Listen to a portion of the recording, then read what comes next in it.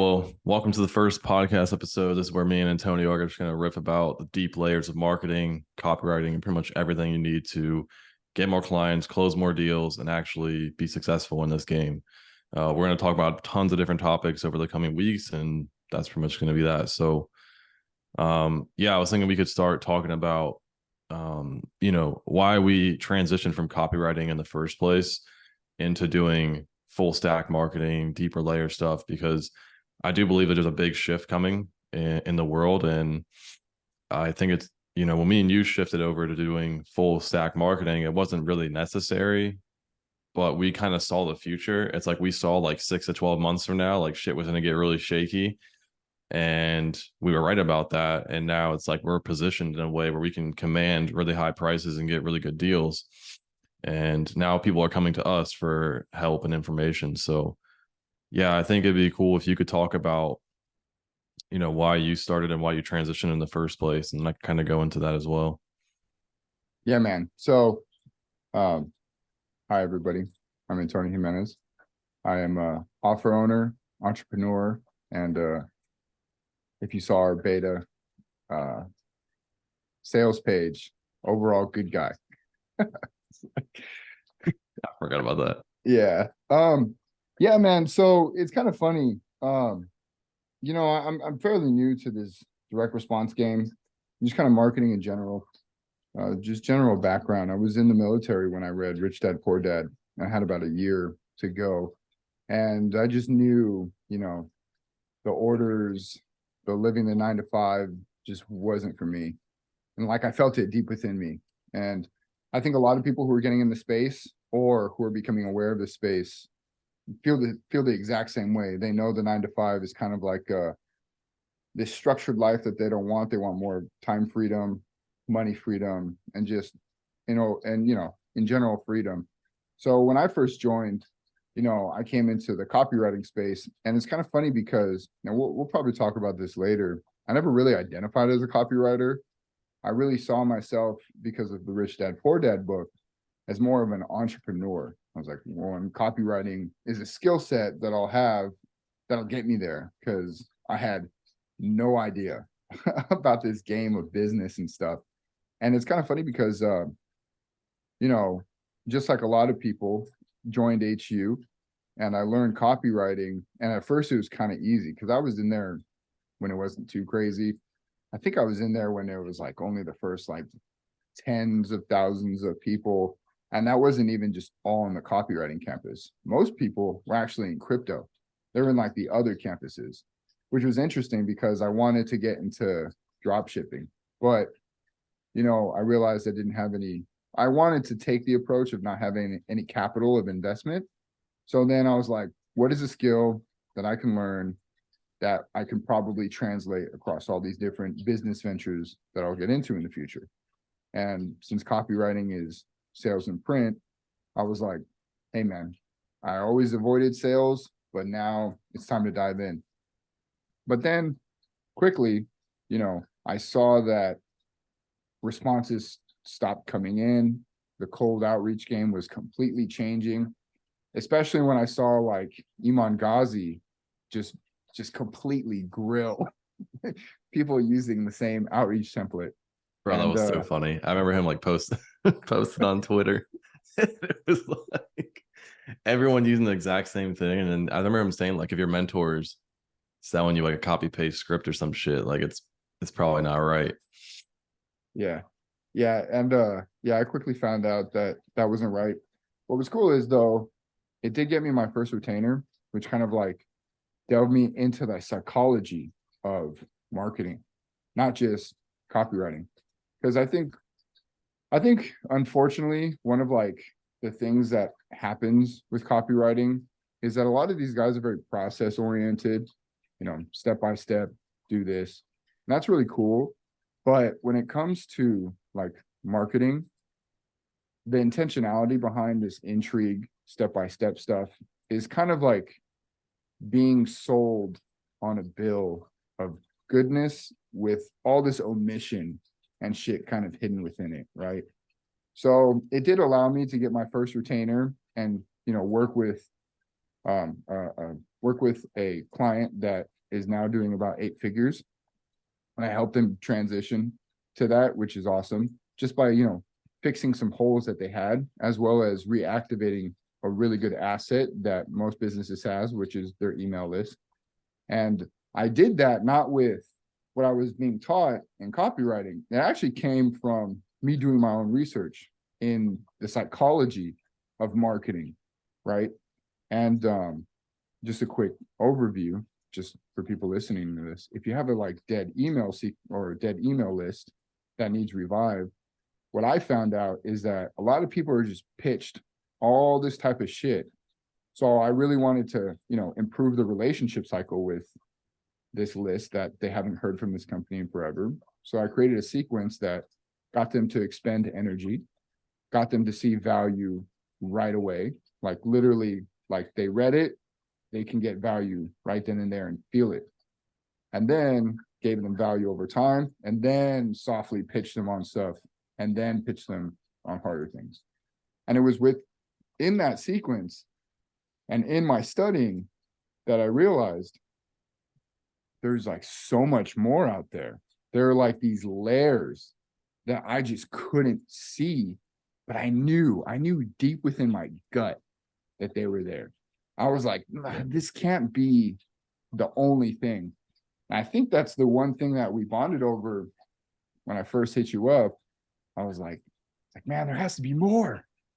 And then, yeah, that's when I kind of saw that and I really felt we were in this transitional period where copywriting is a great thing. I'm not saying that, it's not necessary, but it's kind of dead, because in the past, a lot of these guys relied on the Facebook pixel being so good that they could just throw up some copy, and really the pixel was doing the work, or the offer was just so good that, it was a no-brainer.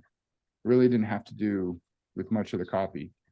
And then I started to see that there's a lot more to it, especially with so many people flooding the marketplace. And then that's where, you and me kind of learned a little bit more. You were learning before I was, and then I kind of was like, all right, let's get into this next wave. And then from there, it was just kind of said and done. And then we could talk about that little transition later, but yeah, man. Yeah. How'd you get into this game?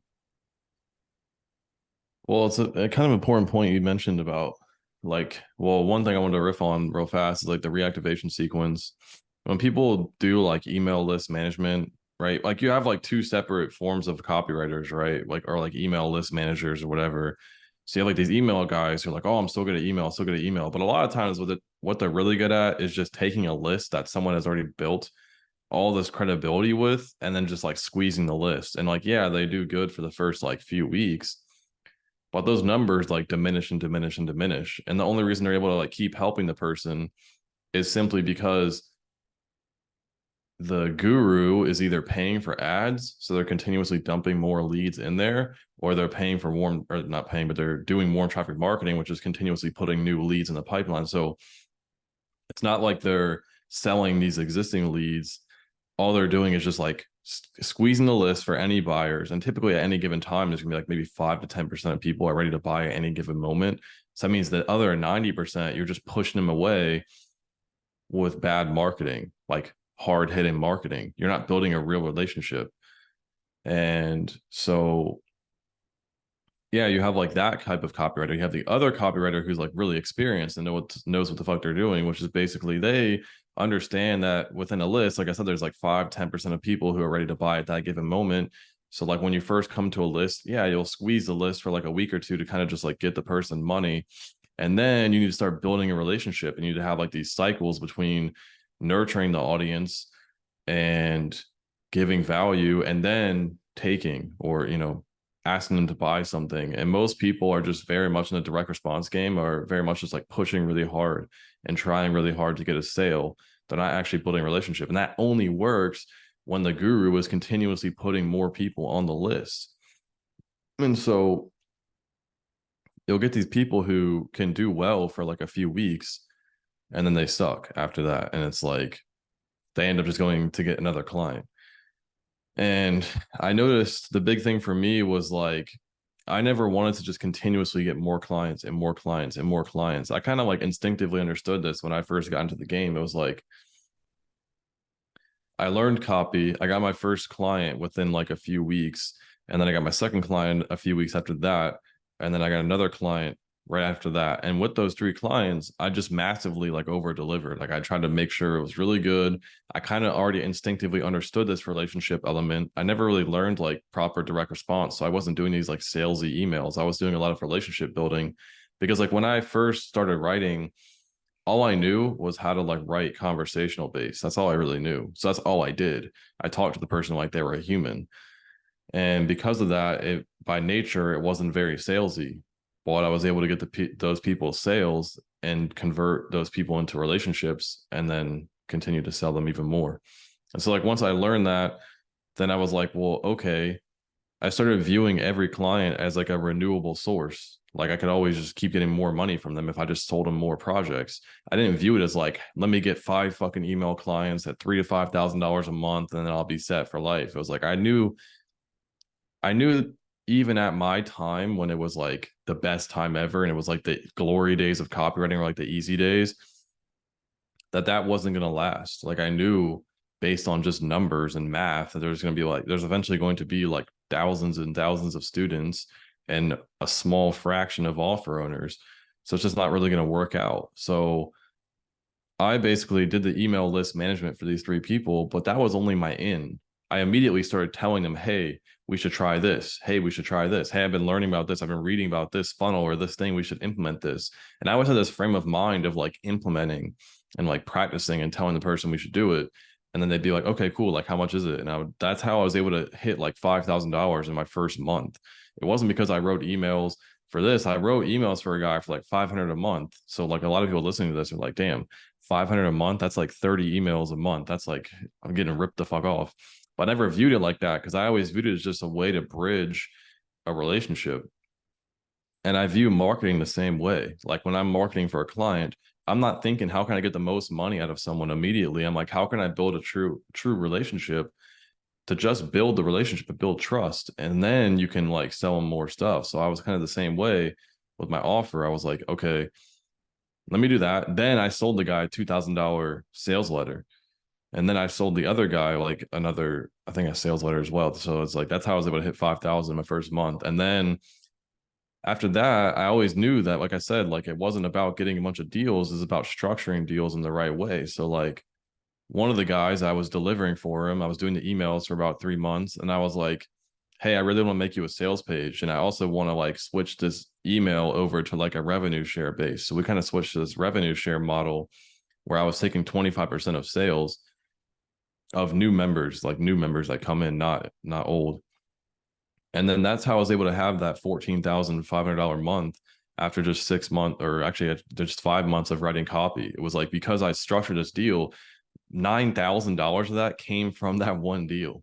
And it's because I had it set up where I had the revenue share, but I also built him a funnel, and I also was running ads for him, and I was doing his Instagram, and I was doing his email. That's like the one thing I didn't tell anyone and no one really knew about. But it was like, to me, I didn't view it as that, as like all these things I had to do. I viewed it as like I'm learning these skills and I'm getting paid to learn these skills. So I was already like pretty early on, like leveling up and trying to learn like full stack marketing. And then that's kind of when I went and I always wanted to learn from new people. I knew that if you're boxed in one environment, like you're under someone's control and restraint if you're only learning from them. So I started reaching out, and I went to like Copy Accelerator with Steph and Georgi. And then I started, I was in there for like 2 months and I left because it wasn't really that good. And then I went and learned from Alan Sultanich, who's like, both of our mentors. And he's like a beast. And I've just been learning from him for the past year. And one of the things he reinforced in my mind early on was just that like copy doesn't last. Like it goes and well, one, copy is not that important as people think, because he would always be like, when you go to a dealership, does a fucking dealer make you watch a 30-minute VSL before you can like step and test drive the fucking car? Like, no, you just fucking get in the car, you drive it, and you buy the bitch. Like, you're not sitting there like watching a video sales letter or like running through an email sequence. Like, so there's a lot more deeper elements to this. And if you look at like most businesses, like 95% of businesses don't use copy in a direct response type of way. So once I realized that, I was like, okay, cool. And then yeah, like he kind of just said, like it's not gonna last. Like it's never really gonna last. Like the copywriting thing, it's like you gotta start learning these other layers. Cause I think he could see the future. And I started to see it too. I could see that like there's gonna be a bunch of copywriters and not enough offer owners making money. And eventually the market's gonna collapse. And that's kind of what's happened.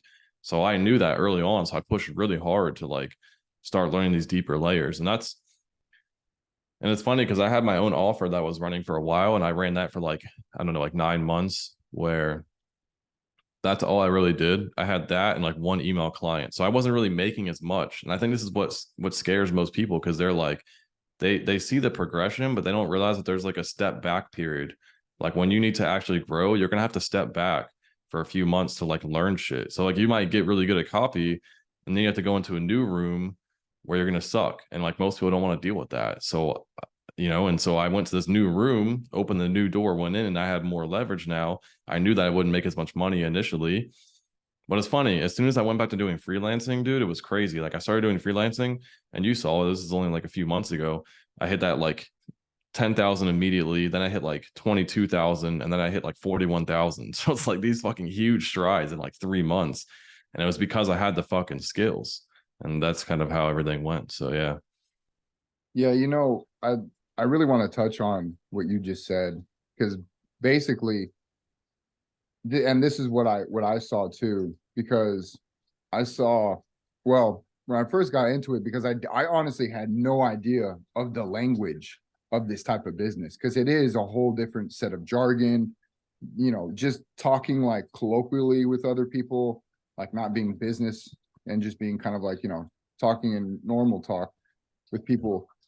It's a whole different set of like words that you frame things as, and skills that you have to stack on top. Because when I first got into it, I was sold like, copy, copy, copy, copywriting. That's all you need. This is it. And quickly, with that first client that I had, I, one, knew a bunch of people were hitting him up with the same shit, because he would literally send me like an email being like, hey bro, can you check this out, see what this is? Hey bro, can you can you scope this Loom video, like is there any validity behind it? Hey bro, can you do this, can we see if we can implement this? And it was actually learning more of these skills, right? So for anybody who's listening to this, I think the best thing that you can do right now is offering more. Don't just be an email dude, don't just be an ad dude. You're going to have to offer more skills that you leverage for yourself, right? And then upsell your client to those skills and help them as a holistic manner.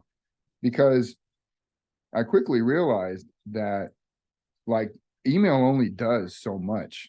You're basically playing it, even just like IG, like captions, all of those little pieces that you can, fulfill, maybe get like 2K. Back in the day, you could easily get 10K. Then like 2 years ago, you could get like 5K. And even just like last year, you get 3K. And now there's people from third world countries, second world countries, who don't need that much money to survive, who are undercutting the market, or people on Fiverr, or, VAs that are from like the Philippines or India, who do just as good a job as you do, but they're now selling your service at a commodity because the means of production is so high. And once the means of production is so high, it undervalues that skill. Just look at graphic design. It's kind of crazy. Back in the day, graphic designers used to make so much. Now they're on Fiverr for like pennies on the dollar than what they used to. So leveraging that skill was something that I quickly saw, because I did lose that client eventually. And it was actually funny. I lost that client right before I found Alan, which, I believe, everything aligns and things happen for a reason, because I lost him to a CMO who had his own in-house team. And I was like, what's a CMO? Like, Yeah. it was this very interesting new word that I had no concept of. I didn't even know what a CRO was at the time. It just didn't it literally didn't comprehend and register in my brain. So it was immediately then. And I think at that time we were riffing back and forth a lot. And you were just kind of like, helping me out, or just like, hey, check this out, do this. When you finally were like, you know what, bro, check this dude out, see what he says, and then see how you respond. I remember I watched like 10 minutes, and it was like everything that I was thinking at the time. And I was like, all right, this dude's the fucking shit. Like, whatever. At that point, I'm what you call an automatic convincer. I fucking saw it. I knew it. I wanted. So, I Yeah. converted. Well, that's probably what's going to happen for people watching this video right now. Like Yeah. we're pretty much there. We're pretty much like what they were like a year ago, where Yeah. we're just like in this position and we like watch this and we're like, fuck, this literally speaks everything I've been like unconsciously feeling and thinking, but I didn't have anything to like describe it. Yeah. And it was quickly then learning from Alan, immediately I knew that there straight up weren't enough offers for all of the copywriters out there. Literally, the marketplace was just like, so, and we'll talk about this on a future episode for sure. But what we call the ecology of the marketplace wasn't being fed. It's kind of like, in just very short terms, it's kind of like when you farm land too much and there's not enough nutrients in the soil. Offer owners are the nutrients in the soil that help feed media buyers, copywriters, graphic designers, funnel builders, all of that stuff. So I quickly knew within my mind, and just being an entrepreneur, I'm like, okay, so here's the baseline skill. Me, who has a bigger overhead living expenses over here in America, I'm going to need to know the fucking top skill. I'm going to need to make sure I build up and get to the top. So that way, everything trickles down and I can hire people. And then that's when I quickly made the transition to offer owner. And that's when I got in the Christian space. And man, I had no idea how tough media buying was. I had no idea how tough even simple funnel design was. And see, the thing is, and yeah, so I'll say this. The thing is if you just identify as one thing, that's good for the time being, but that may also impede your development, right? Because you're so hardened in this one thing that while people like me and Chief are progressing and we're malleable, we kind of bob and weave with the market, with what's going on, and we learn these new skills, you're kind of slowly getting left behind, right? And that's also kind of why we started Beyond Copy, and why, we wanted to do this, is to give back and make sure people are aware and just be very straight up. Because when I became an offer owner, I quickly realized that there are so many skills that I needed to build up. And it was like this straight shot as soon as I started. I joined like Alan's mentorship in December, like December 30th, I think, of last year. And it's only September. And I've basically made 4 people's income, 4 people's salary within that small fraction of a time. And it's kind of crazy because in the Christian space, I made like 30K. Now with this other space that I'm getting into, I've already made like well above that, right? And it's just growing because now we're scaling, which is a whole nother skill set that is the sexy topic for businesses, because that's where they get stuck at. One thing too. Well, and what I was going to say, what you left out is that was only in a few months. This wasn't like Yeah. 30K in a year. It was like 2 months or like 3 months. Yeah, that's true. I forgot to mention that. That was 30K in 2 months. And it's fucking really good. yeah. Yeah. And it's crazy because and this is probably the same for a lot of people out there. I knew I had all this potential in me, and I knew that I was good, and I had these skills. It's just that there wasn't enough offer owners to basically, test these skills out on. So then I said, fuck it, I'm going to make my own offer. I'm going to do my own thing. Right. And then at the time I was still in the military. So I was able to kind of offset that cost of freelancing, which was awesome. And I'm glad to have that, have had that opportunity. But even if I wasn't, even if I decide to go back, which I probably will once I get like everything scaled up and more automated and systems in place, do a little bit more freelancing and consulting for people. I now have an actual skill set to literally be like, look, man, I could easily help you, right? I'm not just bullshitting you. I didn't just buy this course. That I learned how to do a couple of like email sequences. I learned how to build this one funnel. I learned how to funnel hack other funnels and then try to implement it. And it works at first, but then when things break, that's where real things and real skills come into play, right? And it's kind of interesting because, you know, while things are going good, people are, you know, they're all hyped up. They have a bunch of hubris, and that's good. You do have those skills. But I really like to look at things and see kind of a person's vigor when shit goes wrong. Because I remember one thing in the Christian space that I don't think anyone really understood was everyone was kind of swiping the same funnel, and that was good and all. But now we're at this point. Well, first, the funnel worked at a period in time. I think in 2008, it worked really well, right? Now it's different times. People are very aware of the market. You know, there are no such thing as virgin leads, meaning they've all been sold to, especially in the Christian space. There's mega churches, there's all types of things. So you have to be very aware of the market. And two, people weren't looking at the back end. And for people who are watching this, front end is just client acquisition, right? You really shouldn't be paying for a client all the time. As Chief just said, like he looked at his freelance clients as a renewable source of income.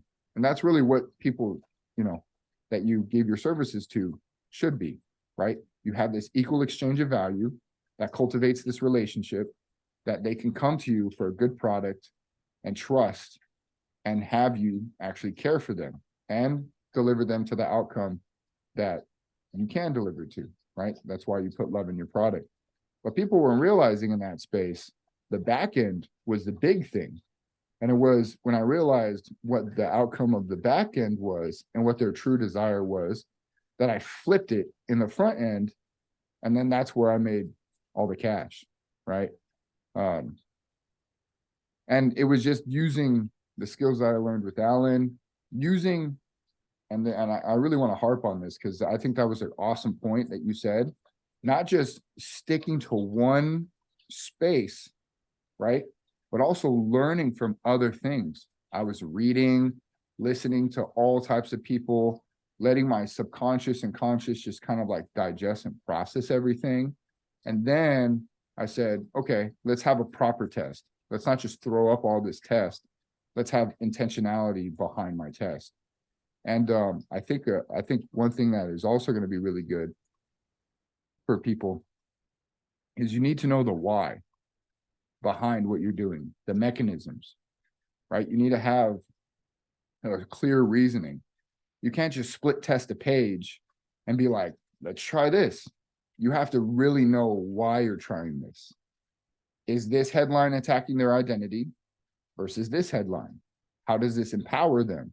Well, I'm going to do XYZ to empower them and see if they consume the page, right? Let's see if they consume content. So that's one thing that I really feel like a lot of people don't talk too much about, you know? Yeah. Well, no, I mean, it's something that is really interesting in our society that I think is happening right now is there's this weird turn of events in society recently where it's like everyone just wants the result.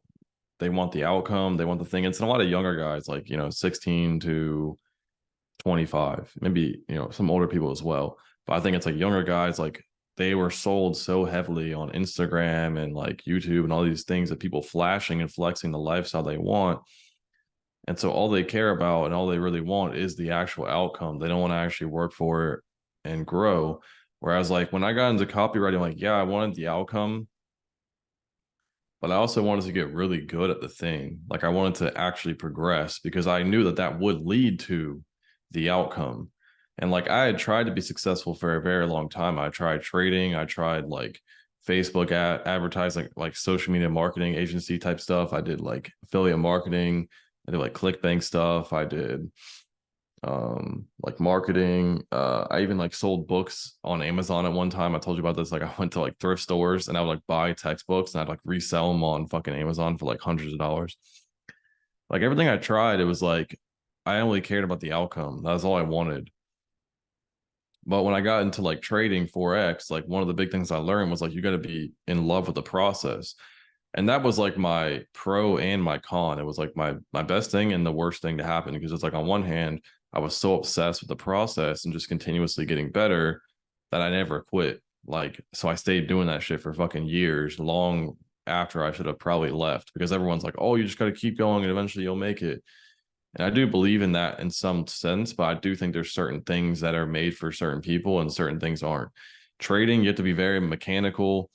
You got to pretty much never change your strategy. You got to be okay with doing the same shit over and over every single day. That's not me, bro. I love doing new shit. I love being creative, whatever. Like I would die doing that shit. So I was just like, fuck that. So eventually I left and got into copywriting. The biggest thing I learned that I took from trading was to be process oriented. So I never really focused on the outcome. Like I just wanted to, because I knew if I focus on the process, the outcome would happen. And I think that's like what a lot of people are messing up right now is they just want the thing.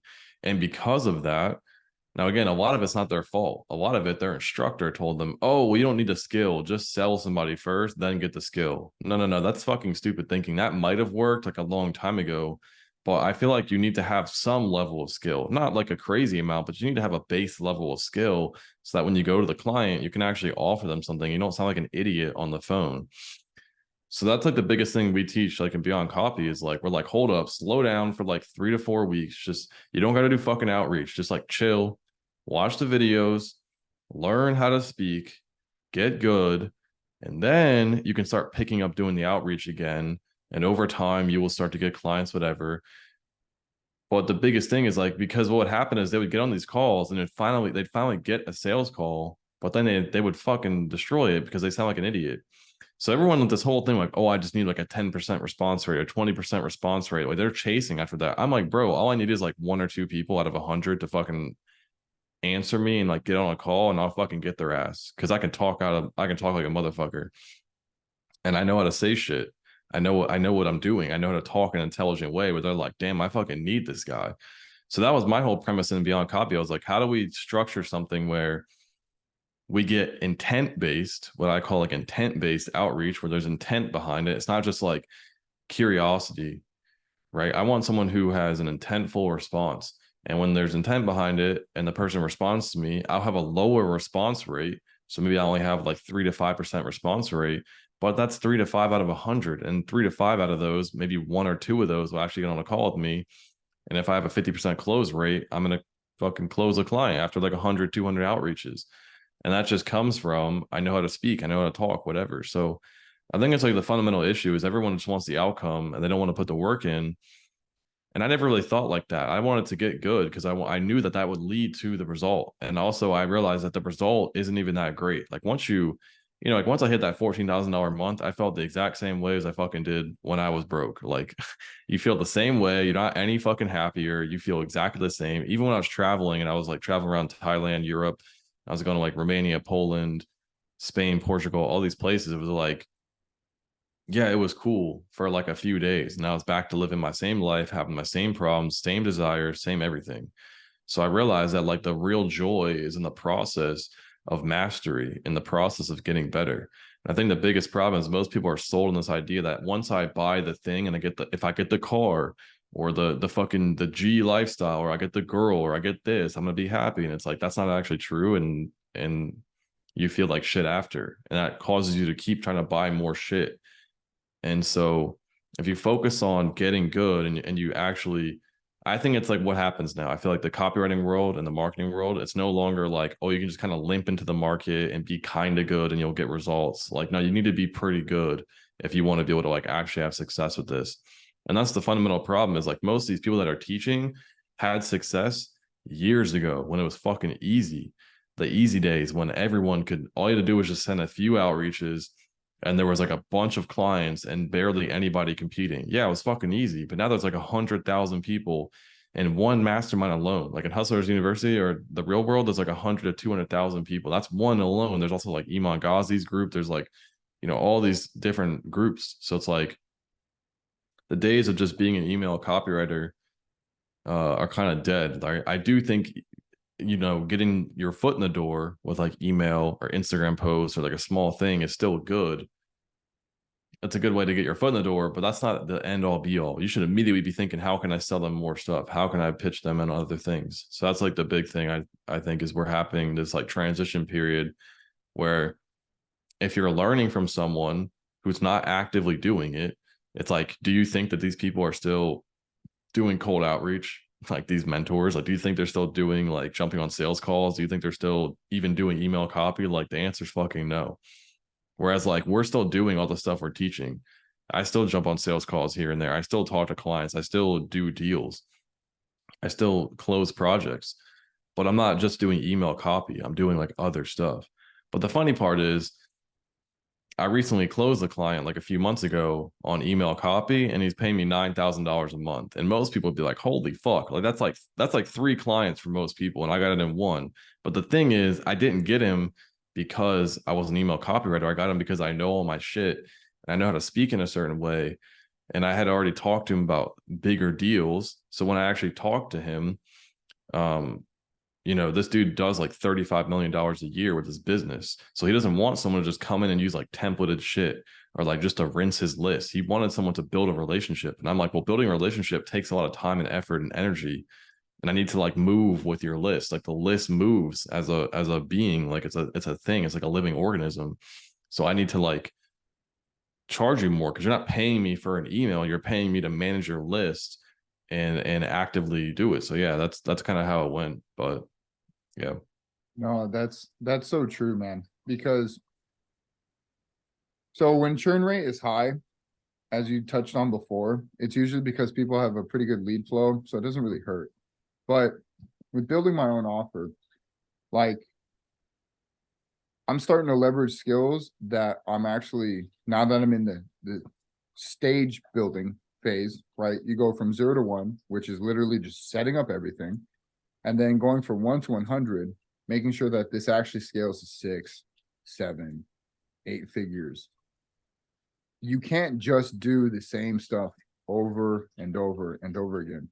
Actually, you and me are in a space, you're about to come into it, coming from, an opposite space, now coming into this space where I kind of like just busted through. And now I'm having people trying to copy my ads, copy my funnel, copy all of this stuff. And it's kind of funny because, and this is going to sound extremely cocky, and I totally mean it, you can't do what I can do. And let me just preference it like this. So people's ads completely, utterly suck. I'm sorry. This might be like some like shock and awe. I hope it's not.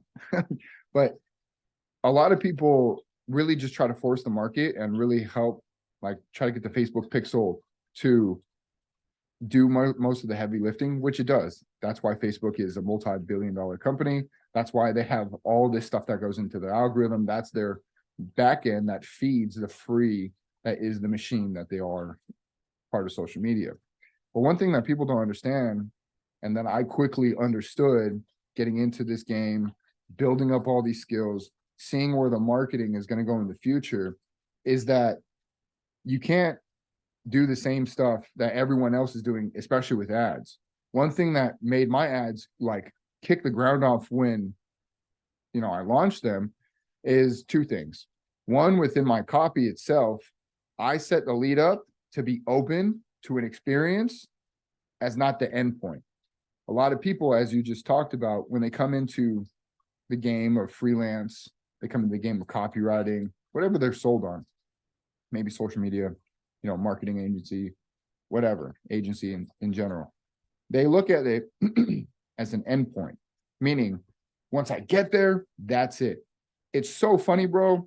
I remember writing a drunk tweet because I felt the same way when I was literally in like a suite overlooking the strip, just had a nice, expensive, fine dining dinner, at the bazaar over in Las Vegas, just had like dope ass seats for like, a show, gambled a shit ton of money, didn't hurt. Like, you know what I mean? Like, I was just like, wow, this is crazy. But then I get to the top and I'm like looking at this whole thing, right? And I'm like, this can't just be it.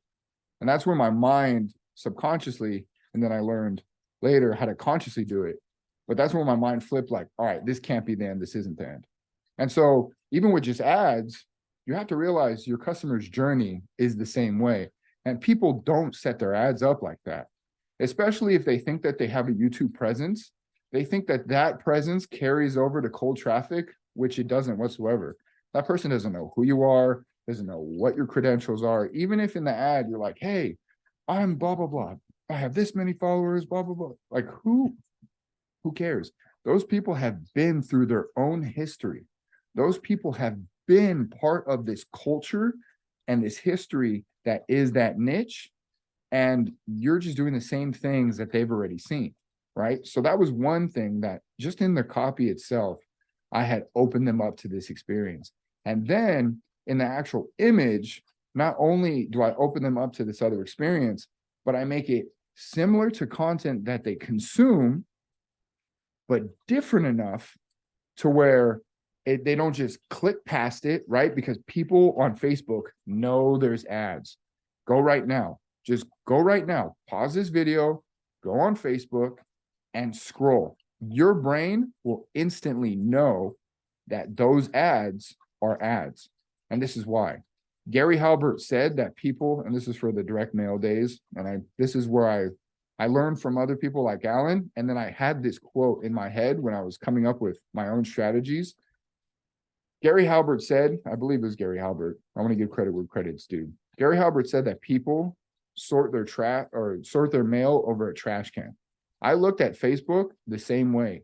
People know there's ads there. Because it's a free fucking platform, and they scroll right past. Literally, dude, in the military, and I've talked to people in other countries in the military and stuff, there's this whole mentality of hurry up and wait. Like when you got to do mission, you got to do your thing, you're on it, like you're go. But then when there's downtime, bro, people are on Facebook.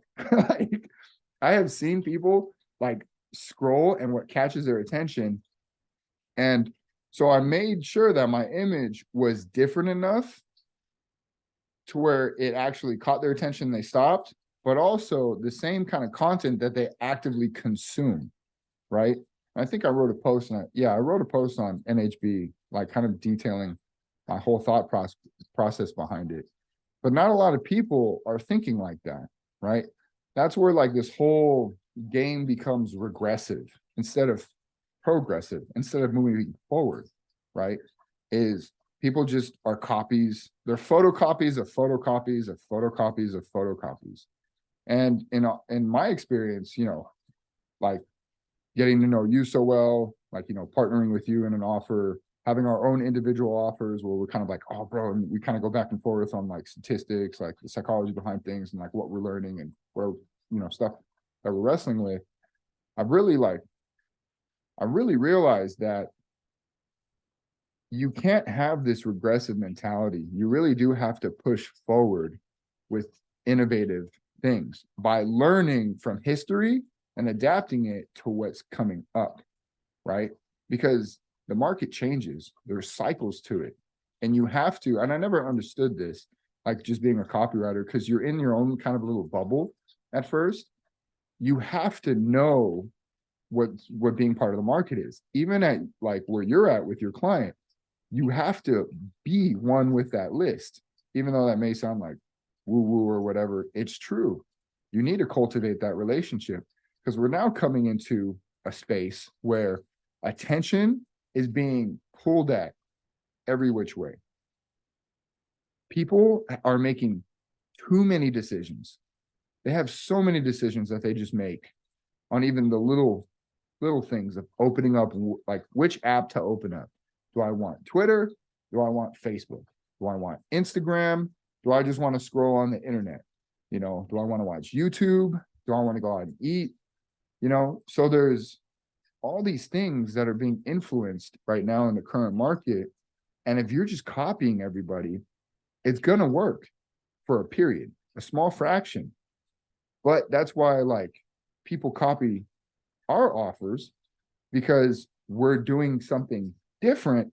And then now we did all this work, right? All this fucking work. And they're just starting to now catch on. But we're like now all the way up here and they're still kind of lagging behind, which is something that I knew and I felt when I first got into this copywriting game. I remember it, bro. It was like around July. No. It was around September, October that I felt this really weird wave coming, because there was like 100,000 plus people in Hustlers University or the real world. And then Iman Ghazi was launching all these things. And then there's a couple of other Twitter dudes that I might have had beef with that were launching all these things, right? And like, hey, all you need is email copywriting. And I was like, I don't think that's it, bro. And if you're not ahead of it and you're just regressive, then unfortunately you're kind of setting yourself up to get shot in the foot. And I honestly don't want that for any business. I don't want that for any business. I don't want that for any freelancer, because like I remember, and I'm glad I reached out to you when I did, and you showed me Alan, and that allowed me to have the opportunities that I have now and the lifestyle that I have now. I remember, dude, like literally just being so frustrated, just like looking at my computer screen, and I was outreaching to companies and stuff, and I was like, how can I help them? And then I like getting all these negative responses or no responses, I think are even worse. And just like my hands in my hair, like fuck, what's next? So Yeah. yeah, Well, I that's think it's what. important to learn like copy in the beginning because you got to learn the foundations, right? Because we do have some people that come in to be on copy and then they're just like immediately trying to learn the deeper layers. I'm like, hold up, you need to learn like the basics first. Yes. And then we started realizing that like none of them actually learned the real basics. They learned basics for some guy who learned from some guy who learned from some guy who learned from some guy who learned from some guy versus like I went and learned from like the source. And I also learned from like the OGs, like, John Carlton and Gary Halper, and like reading all these letters. And then, Alan was kind of like an OG because he had learned from these people. So yeah, it was like that. And then, a big thing I had to learn was that like intrigue based copy is not everything. Like you do need to have intrigue, but most people, it's like that's all they have is this intrigue. There's no like intent behind it. There's no nothing. It's like I feel like their whole goal is just like get the customer so curious that they just want to like click to the page. But I'm like, a curious buyer is not a good buyer. They're not going to buy your other shit, as well as a curious buyer is also a confused buyer if you don't then carry that curiosity over into what the fuck is this? Like, what am I reading? What's this about? What am I about to buy? And yeah, like something you said that I thought was interesting was about the whole, like we talked about how copywriting is kind of going through this phase, and like 2-3 years ago was kind of easy, and now it's like the glory days are kind of over, and now we're hitting into this new wave. And I feel like the same thing is happening for the clients. Like we're hitting a content saturation point, and I've said this a few times now, where there's so much content. Whereas like 2 to 3 years ago, you could just be a coach. You can kind of just come on, and it was pretty easy. You just make a few posts. You do the Alex Hormozi method. You just make a bunch of free value, and magically you'll get customers. But I think it's becoming less and less now because people don't know who to trust. It's a game of trust now, and when there's so much content and there's so much going on, it causes this state of anxiety, and you're like, I don't know where to go.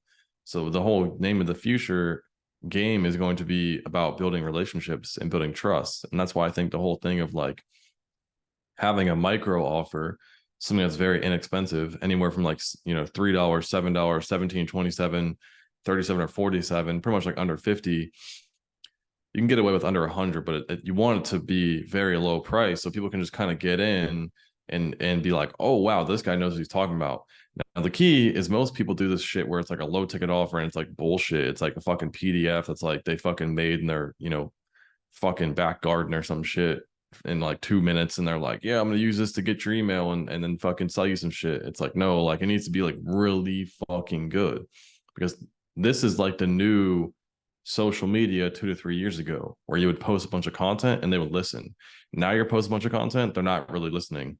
So I view social media, I just view everything as like moved farther forward. So now it's like social media is just like your quick funnel to just like capture attention.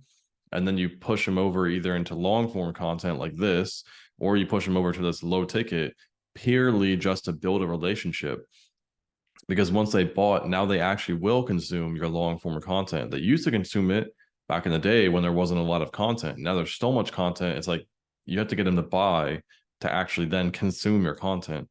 Then once they consume and you realize that you can actually help them, they will then want to buy other things. Either they're going to want to buy this to solve another problem they might have, or they want to buy this because you're going to help them. It's like they bought a done for you, or sorry, they bought a do it yourself. Now they want to buy something that's like done with them. Like you're going to help them. You're going to like be there and helping them, or they want to buy a done for you service where I just do everything for them. And that's where the price elevates. But yeah, I think we're just in that period where there's so much content, so much shit out there. People don't really know what to trust. And I think we're going into the name of the game, which is like building a relationship, building trust, micro trust offer is kind of what I call it. And so you need to know how to build this for your clients. Cause like if you just come in and you're like, I'm gonna write emails for you. Well, what do people what is copy even for? What is email even for? Is to increase revenue. And if you can't increase the revenue, and you said you're this great email copywriter, they don't care about your email copy. They care about the outcome you can deliver, which is like to increase the revenue. So if you come in and you only get them extra few $100, like $1,000, or you make them nothing more, they're gonna be like, what the fuck? Like they're not gonna hire you, or they're not gonna want to keep paying you. So it's like you come in with the email, you deliver, you kind of just show them that you know what you're doing, and then you start selling them these other things. You say, hey, the emails worked, but you know, what's holding this back from doing better is your sales page is not set up correctly. And you need to start shifting their beliefs to this line of thinking that we just talked about, which is like, you need to tell them like, hey, this model worked a few years ago, but it doesn't really work anymore today. You need to work on building a real relationship with these people. And once you build a relationship with them, you can then sell them higher price programs. And so it's like, I'm telling the clients the same thing I'm telling you guys on this video. It's like, I'm telling them this stuff so that then when the client comes to me, or when I come to the client, I'm like, hey, we should do this thing because we want to get you better results. It's a lot easier to do. And I can help them actually build a real business. And this is why you have people like Bram or Brahm, who's in our group, who just like crazy, growth. Same thing with Peter, just crazy trajectory. And it's like, because they came in, they found one or two really, really good clients. They got their foot into the door with a client, they massively over delivered, and then they sold them, hey, I think you need this new structure for your business. They came in, helped them implement the structure, and then guess what? Now they're charging $2,000, $3,000, $4,000, $5,000 for one deal, and they're also getting revenue share on that, or bonuses, where like, for example, one of his deals is like, if he gets them 10 high ticket sales, then he will get an extra 2,500. So it's like you're getting paid for work you did a while ago. And once you deliver that, then it's a lot easier to upsell more. It's like, well, we need to keep optimizing this. We need to keep scaling it. Hey, let's eventually put it on ads. Let's fix your upsells. Let's, put in all these things. Like you have so many more things you can sell them, but they need a solid structure to begin with. They don't have a solid structure. The business is never going to grow. And so you're going to get damaged as a result of that, because you're going to come in, they're expecting this growth to happen, and you can't have any impact because their whole business is fucked up. And then it's like, they're going to either want a refund, or your name's going to get tarnished, or anything. Whereas like, I'd rather come in, find a good client, make sure I help them fix their structure. And then that client is then going to find other clients for me. And it's funny because we have so many people in the group and Beyond Copy where like literally they don't do outreach anymore, right? It's that the client does their bidding for them, because their client is like, oh my God, this dude like fixed my business. And he starts telling other people about it. And then they start introducing you to people. Or you can do a more like rudimentary approach where you just literally tell your client, hey, do you know anyone else that might benefit from this? And the client's like, oh yeah, they actually do want to introduce you to your friends because you help them.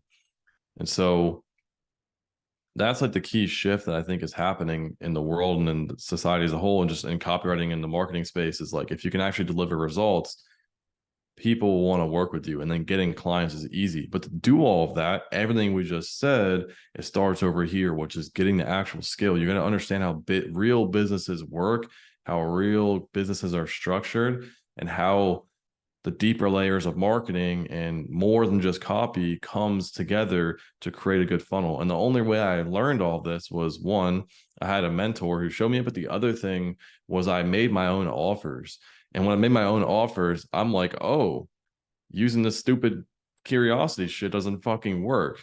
So it's like when you're spending money on fucking ads and like your ads are fucking tanking, you quickly fucking learn that shit ain't working. And then you start changing it.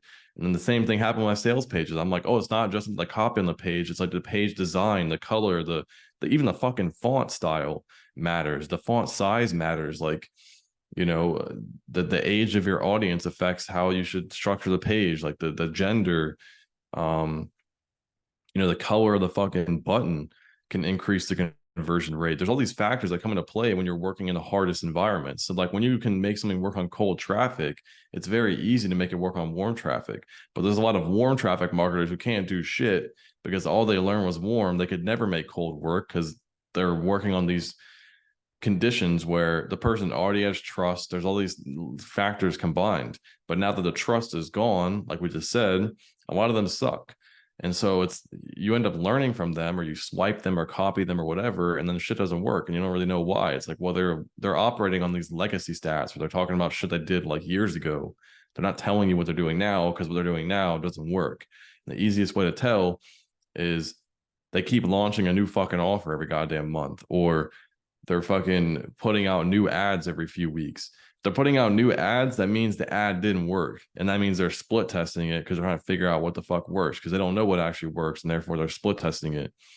So it's funny because like you put your offer out and you've been running the same ad for like fucking months. Like you haven't even fucking like run a new ad yet. And it's like, it works. And it's like, because you know what works. So when you know what works, you remove a lot of variables. And by that, it's like it's pretty easy to hit the mark early on. Now, sometimes you might not hit it immediately, but there's less split testing involved. You might split test once or twice, or maybe a few times, and you get it. Whereas other people, they got to do like 20 to 100 split tests just to finally get one thing that works. And then once it works for long enough, after like a few months, it dies off. Now they got to do the thing again. And so I just think we're going into a world where all the guys that are like the big gurus realize they didn't actually have real skills. And so they're either one, split testing, or the ones that are really smart are finding people like you and me or other people who actually have the skills, and then they're just hiring them to work for them. But because me and you have a good identity and we're like, fuck that, I can just do my own offer. What the fuck I need you for? And it's like, because we know all this stuff, we don't really get roped into that. Whereas other people, they're like, oh, there's this big guru, I want to work for him. Like, he knows all this stuff. He's going to teach me a bunch. Like, no, he's not going to teach you anything because he doesn't know anything. That's why he's hiring you, because you have skills and he sees that and you don't see that. So a big thing in this game was like mindset. Like once I fixed my mindset and I worked on getting rid of a lot of these hooks that people put into me and these identities and these, like, you know, they would impose rules on me of how things are supposed to be or how I should operate. And once I got rid of a lot of that stuff, like life just became a lot better. My income scaled a lot. I felt better. I didn't have anxiety all the damn time. So yeah, that was the main thing. Yeah, it's that's actually super important, man. Like you know, after watching some podcasts like that one with like Sartain and what's his name? Ryan, I forget his name. I'm so sorry. I'm really bad with names. I'll remember faces. I'll remember your face forever, but I'm super bad with pronouncing names. But I think it's Ryan Pineda or something like Yeah, that. it's Pineda, Ryan Pineda. Like hearing them talk about like business and everything, I was like, wow, they're doing really well, but they're operating on like old business models. And it's kind of funny, even they talked about this period where they like I think Ryan Pineda was like, yeah, we don't really do our own shit anymore. Like, I know when to hire someone else. And then he said that he has them on his podcast just to, like, you know, fill them out, learn all this stuff. And then usually that's kind of like the recruitment process or whatever. I think Sartain even talked about that too. And that's fucking smart. Like, that's really smart, because when you can talk to someone like you and me, bro, like we talked like what, last week for like 5 hours just riffing on all this stuff that we're doing. You can quickly tell who knows their shit and who doesn't. And so like, honestly, I've noticed this, and mindset is so important. Like, especially with scaling, and this is a whole different business. Like, I literally have to learn high ticket closing, which is a skill set that was completely different for me, just going on like a freelance sales call and like kind of like talking through a business, right? Biz op is completely different than the niche that I'm in, right? I'm not in biz op, I'm actually selling some other stuff.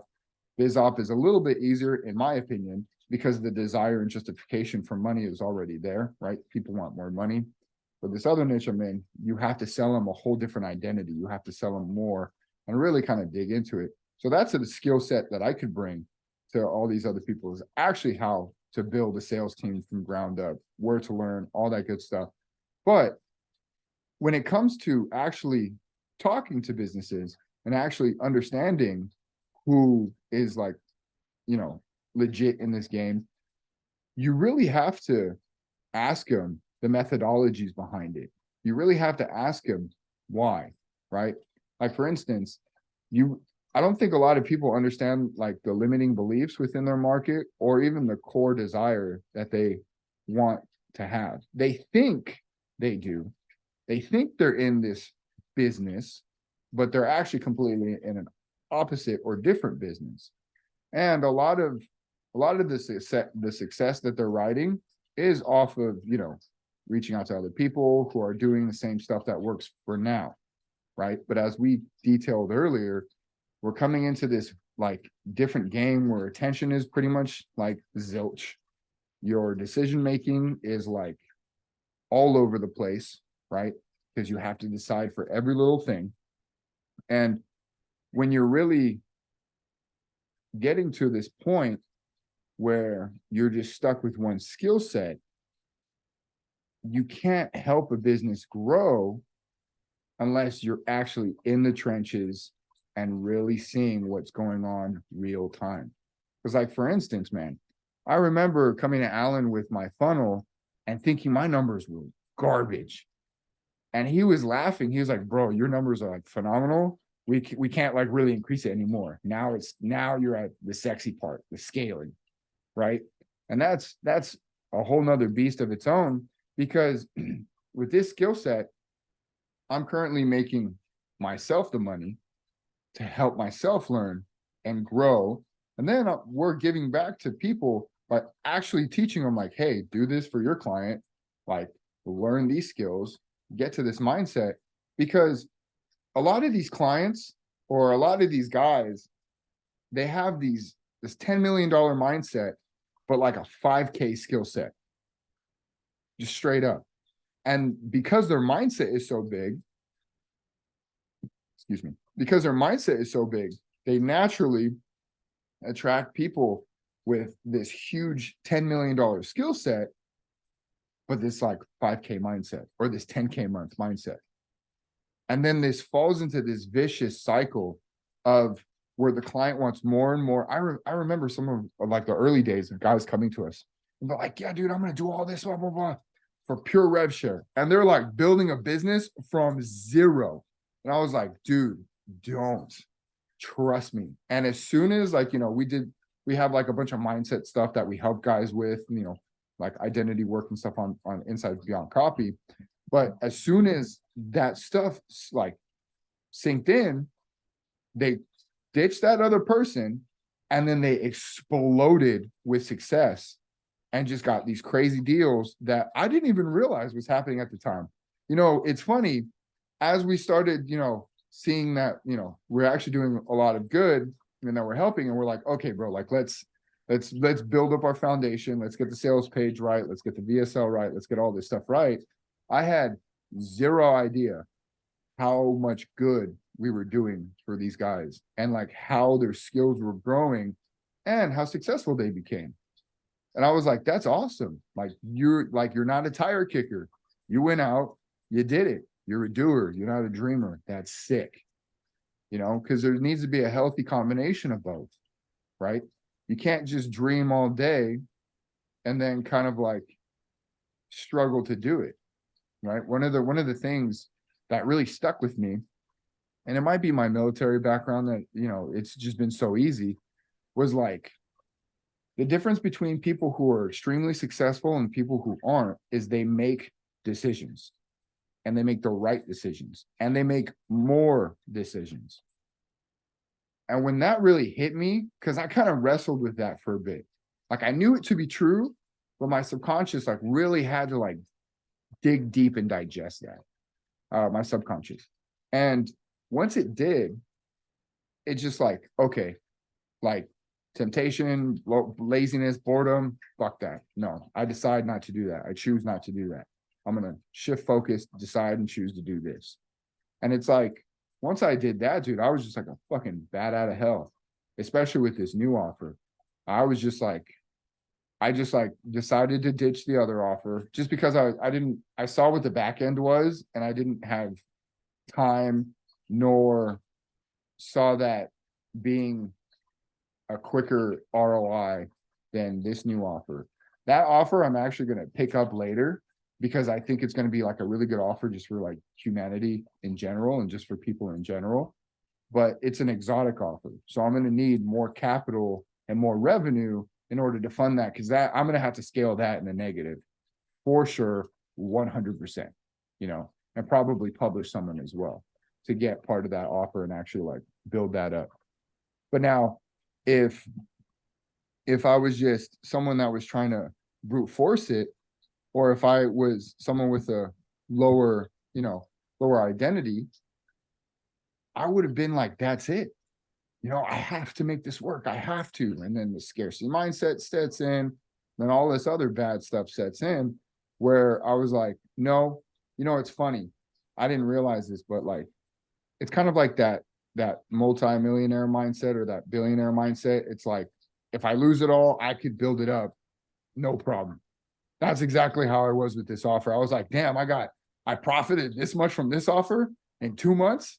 Okay, I could do that again, And then it's kind of funny because a lot of people don't have that. They know, they actually do. I'll take that back. They really do have that within them, but their mind isn't aligned with what their hidden potential and power is. And, human beings are very, very amazing and interesting creatures. And if you set your mind to something, you really can do it. There's like a lot of rules that are imposed upon people that they can't, right? Or that it's not possible. Dude, this industry is a multi-billion-dollar industry. You're telling me you can't grab like 1% of that or like a 0.5% of that? You easily can, And I think that's where a lot of people trip themselves up on. And I've seen it, and we kind of talked about it today, where like these people have this identity and this franticness about them, right? If they only knew that they just need to make a pivot or adjust for what's going on, their businesses would do better. They themselves would do better. They would feel better. And because of that, they would grow exponentially, which is that is a very interesting topic and thing that if anyone is listening to this right now, I really want to hammer home, like, you can do it. You just got to decide what you need to do, And I know everyone talks about the abundance mindset. Oh, think abundantly. But I come from a very pragmatic kind of approach. And as long as you're ahead of the curve, not too far ahead, right? You still have to play this transitional process. But as long as you're not too far ahead of the curve and you're just catching the wave, you're going to be able to ride that into success. But like all waves, they come crashing down. So then you got to look for the next one, right? And really kind of like play that game. Yeah. Well, it's interesting you said that because like I was talking to one of the students in Beyond Copy, and I was like, man, the game right now is like fucking easy. Well, actually, sorry, I was talking to Ramin Popel, who's like one of my old clients. He was like one of my third or fourth clients that I worked with for like 6 months. Like we were pretty tight. And he's like pretty successful, like millionaire dropship or whatever. And He's one of the guys that actually made millions of dollars from drop shipping and then taught it. He's not like the fucking other way around. So I really respect him. And I was talking to him and we were talking about how like the game is like so fucking easy right now because like I was like, I was telling a student this. I was like, just do the fucking math. Like, okay, at least 50% of people are just like watching a bunch of content, taking zero action. So you're already at like half of those people are doing nothing. So you're only competing with 50% now. And then out of that, probably only 10% of people are actually consistently doing stuff, not just like for 2 weeks or 3 weeks or off and on. They do it sometimes, they go play video games, watch TV, do it sometimes, go play video. No, they're like the amount of people that are every day, like practicing copy every day, reading about marketing. And we're not talking about like hours upon hours upon hours upon hours. I'm just saying, like, just an hour or two every day, that's like probably like 10%. And then out of that, there's probably like 1% that's actually doing outreach and learning and getting better every day and reading books, and not just for an hour a day. Like they're doing it for multiple hours a day, every day, consistently. They're working on their mindset. They're going to the gym. They're eating good. All these things. It's like 1%. So you're really competing with 1%. It's almost impossible to not win across a long enough time horizon if you're just putting in enough work and you're actually obsessed with like getting better. And now there's this big thing that I tell people all the time. It's like, do I need to be passionate about it? Because they see me and you and we're like super passionate about this thing, and they're like, oh my god, like I want to be like how you are, but I'm not. So does that mean I shouldn't do copywriting or marketing? I'm like, no, nobody's passionate about taking a bunch of fucking L's. Like, you know what I mean? Like when you're learning a sport or something and you want to play basketball and you want to learn basketball, you're going to miss like fucking almost every goddamn shot. And you're going to look awkward. You're going to feel awkward. Everyone's going to look at you like you suck and like, what the fuck, this dude's terrible. You're going to make horrible shots. But the more you practice, the more you get the form down. Sometimes you'll make a few shots, and those few shots you make you feel good. And then you start having a little bit of good. And then that doesn't mean you're still not taking a bunch of L's. You're still missing a lot of shots. And now in the form of copywriting, that's like, that doesn't mean you got a win through getting a client. It just means like you finally wrote an email that actually flowed pretty well. Or, you know, you learned some principle about like how to hook the person on the first few lines. And now that they're hooked, they read the whole email. Or there's so many different little wins you can get. And so, and then the more you stack those, the more you start to feed this cycle, this like feedback loop. There's like a positive feedback loop. But when it's a negative feedback loop and all you're taking is a bunch of losses, it's really hard. It doesn't feel good. But, and so the same thing, like when you're shooting the basketball a bunch of times, eventually you'll hit a tipping point where you start making a lot more than you're missing. And that's when you start to get a passion for it. Doesn't mean you're not still taking losses. I still have occasional like down periods or like, you know, like times where like things aren't great, but it's very minimal, like very, very minimal where I go through these periods, because I've gotten to the point where it's like an elite level athlete where you just make so many shots, like you barely miss anything. And even when you miss them, it doesn't even affect you because like you make so many, it's just like a small, like, oh, it's just a lesson, like whatever. And so the same thing happens with copy, is like, or marketing or anything. It's like you're learning it. You're not going to be passionate in the beginning. It's not going to feel good. You're not going to love it, whatever. You just got to put in the work and build a habit. I think a lot of people, they listen to a lot of advice online from people who either aren't successful or they are successful, but they only got successful at like selling other people's shit or like running a course, or like they're just like these Twitter guys. They're like this random anomaly. It's like you shouldn't listen to that advice. If you look at like most successful people, they have a lot of regimented structure in a lot of things they do. So for example, people are like, oh yeah, I don't need a routine. I just wake up and immediately jump on the computer and work. Like, I'm a hustler. I don't need a fucking routine, you loser.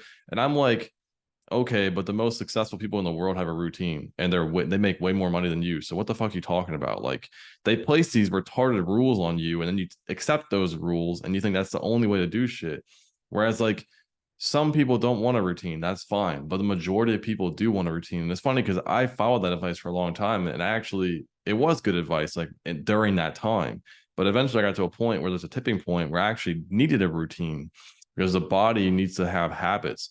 So there's like little things that is just like basic human psychology that if you align yourself with that, you will be far like leagues above everyone else. So for me, I know that if I put my phone in the other room, I'm way less likely to check my phone. And if I'm not checking my phone or I don't have that impulse in my mind, that means I don't have 80% of my focus on my work and 20% on my phone. Now I have 100% on my work. That means I have 20% extra focus than someone else. And that adds up. That's an extra hour, 2 hours a day of pure focus compared to someone else who has split focus. That's just like one small thing. So I learned all these things about like deep work, having a routine, getting good sleep. Like there's all these little things that people don't do that gives them the edge. And when they have that edge, they're going to beat you every time. And that's like the big thing that I learned, which is like there's these little things that I learned and routines, like, deep work and making sure I'm trying to get better, reading books. Like there's all these things I'm doing that's like helping me progress. So I think it's like a big thing is learning these little things that spiral into the big things. So even if you're taking a lot of losses, you're still learning a skill. I still feel good, right? Because if I have a good deep work session, I feel amazing. It doesn't even matter if I didn't accomplish something or I didn't like hit some outcome or I didn't close a client. I just feel good. And I even felt good back in the day, like when I would do like 30 outreaches or like 20 outreaches, I'm like, boom, I won. And most people don't think about this is like, there's a book called The Winner Effect, which I'm pretty sure I have. It's like, oh, you probably can't see it, but it's this one over here. So it's The Winner Effect. And in that book, he talks about how a lot of the game is like stacking wins, and it's like little wins. It doesn't mean a win externally. It's like a win in your mind. And so what I would do every day is I would just stack these little wins to where I felt good. And I'm like, okay, I won the day. And then I would stack wins of days across weeks, and it felt like I won the week. And I just did that enough times to where it's like I felt like I was doing really good, even though I didn't have an external result. Like most people are looking for an external result to ping off of that thing and be like, oh, I'm winning. No, like you are winning. You're just waiting for the world to catch up. And that's like the biggest thing I learned is like, if you don't feel good, then you're gonna get on these sales calls. Well, first you want to get a sales call because I believe people can feel the energy through your messaging. They can feel you're like desperate and shit. But even if you do get a sales call, they're going to feel you're desperate on the call. Whereas like when I get on a call, I'm not desperate. I'm like, how can I give this person value? And if it's a good fit, then cool. But if not, I don't really care because I know that more deals will come. And also I just feel good. When you feel good, it's a lot easier to transfer that feeling good onto other people. Like anyone who's watching this video right now, you can feel that me and Antonio feel good and we're transferring that energy to you. We're doing the same thing when we talk to clients. So if you don't feel good, because what's happening is you're looking at someone else who's making $10,000 a month or 15,000, or like you look at like Tate or someone who's like living this lifestyle and you think that you're not good enough because you're not living that lifestyle. That's going to fuck you up. So I learned to get rid of those hooks, which we call them like energetic hooks. It's like hooking into you, and you have enough of these. You're in all these different sales cycles. They're like pulling on your mind. So the ones I just like fucking, it's like I just slice them all off. It's like, boom, I could focus. I could just focus on me. So that's the biggest thing is I just learned to like get enjoyment from just like deep work, getting enjoyment from like winning the day. And so like Andy Frisella, who's like this guy who runs a supplement company called First Form, I think it's like I swear it's like 300 million a year. I believe I might be wrong, but it's like a massive fucking company. Like he makes a lot of money. And he talks about like his whole thing is like just win the day. Like if you can just win the day, like you want, like you're good. So just win the day and win the day every day, and you stack those wins, and you'll be successful. Like it's impossible to not be. So the name of the game is not just doing outreach, because at the end of the day, if you're doing outreach, I'm doing outreach, you're writing copy, I'm writing copy, well then there has to be something that separates us. And it's like, well, there's all these other things. So if you can focus on these, you'll just automatically be successful.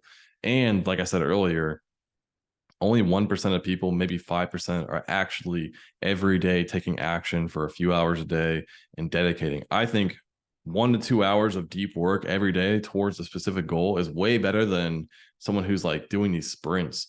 And that was part of the reason why I never had success when I started out in all these other different things, because I wanted the outcome.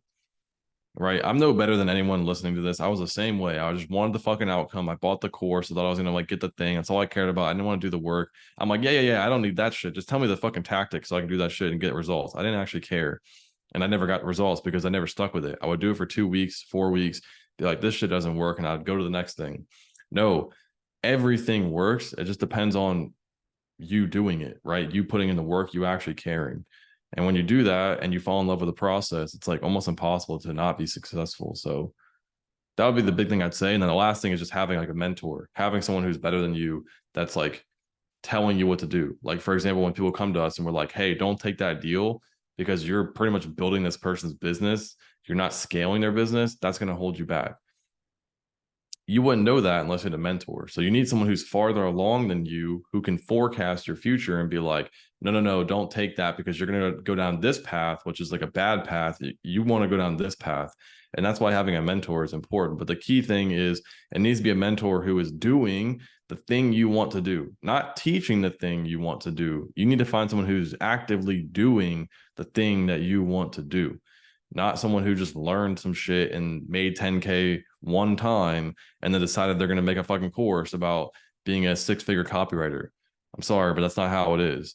Whereas me and Antonio are doing this shit every fucking day, and we made a lot of money as a copywriter. And now, after making a lot of money as a copywriter, we both realized that shit's limiting. So we're like, okay, let me go make a lot of money doing this and becoming a full stack marketer. And now we did that. And now we're going to be an offer owner, but we're still doing both of these.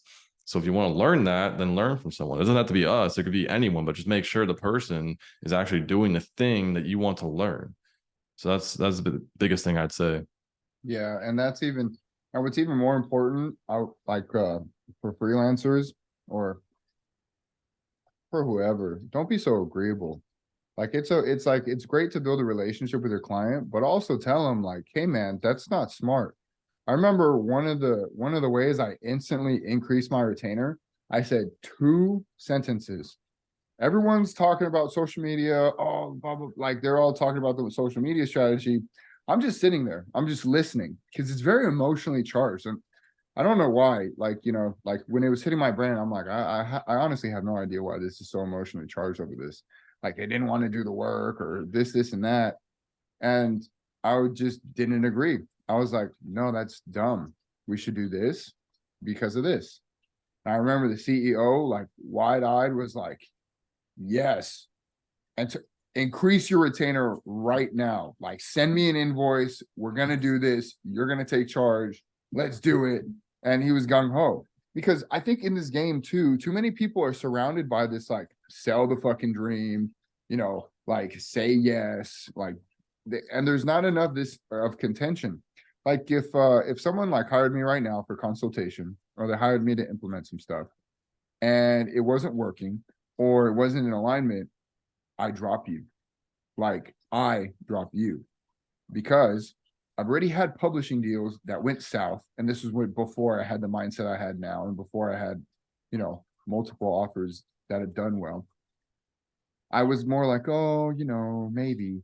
But this dude just went haywire on me one time just because he set up like the Facebook wrong for the wrong permission. And he was like, oh, we should have launched this weeks ago, blah, blah, blah. And I was like, what are you talking about? Like to fully launch an offer takes anywhere from 2 to 13 weeks. 2 is if like it's pre-existing and you're just repairing, not replacing or not building, like not a 0 to 1 launch.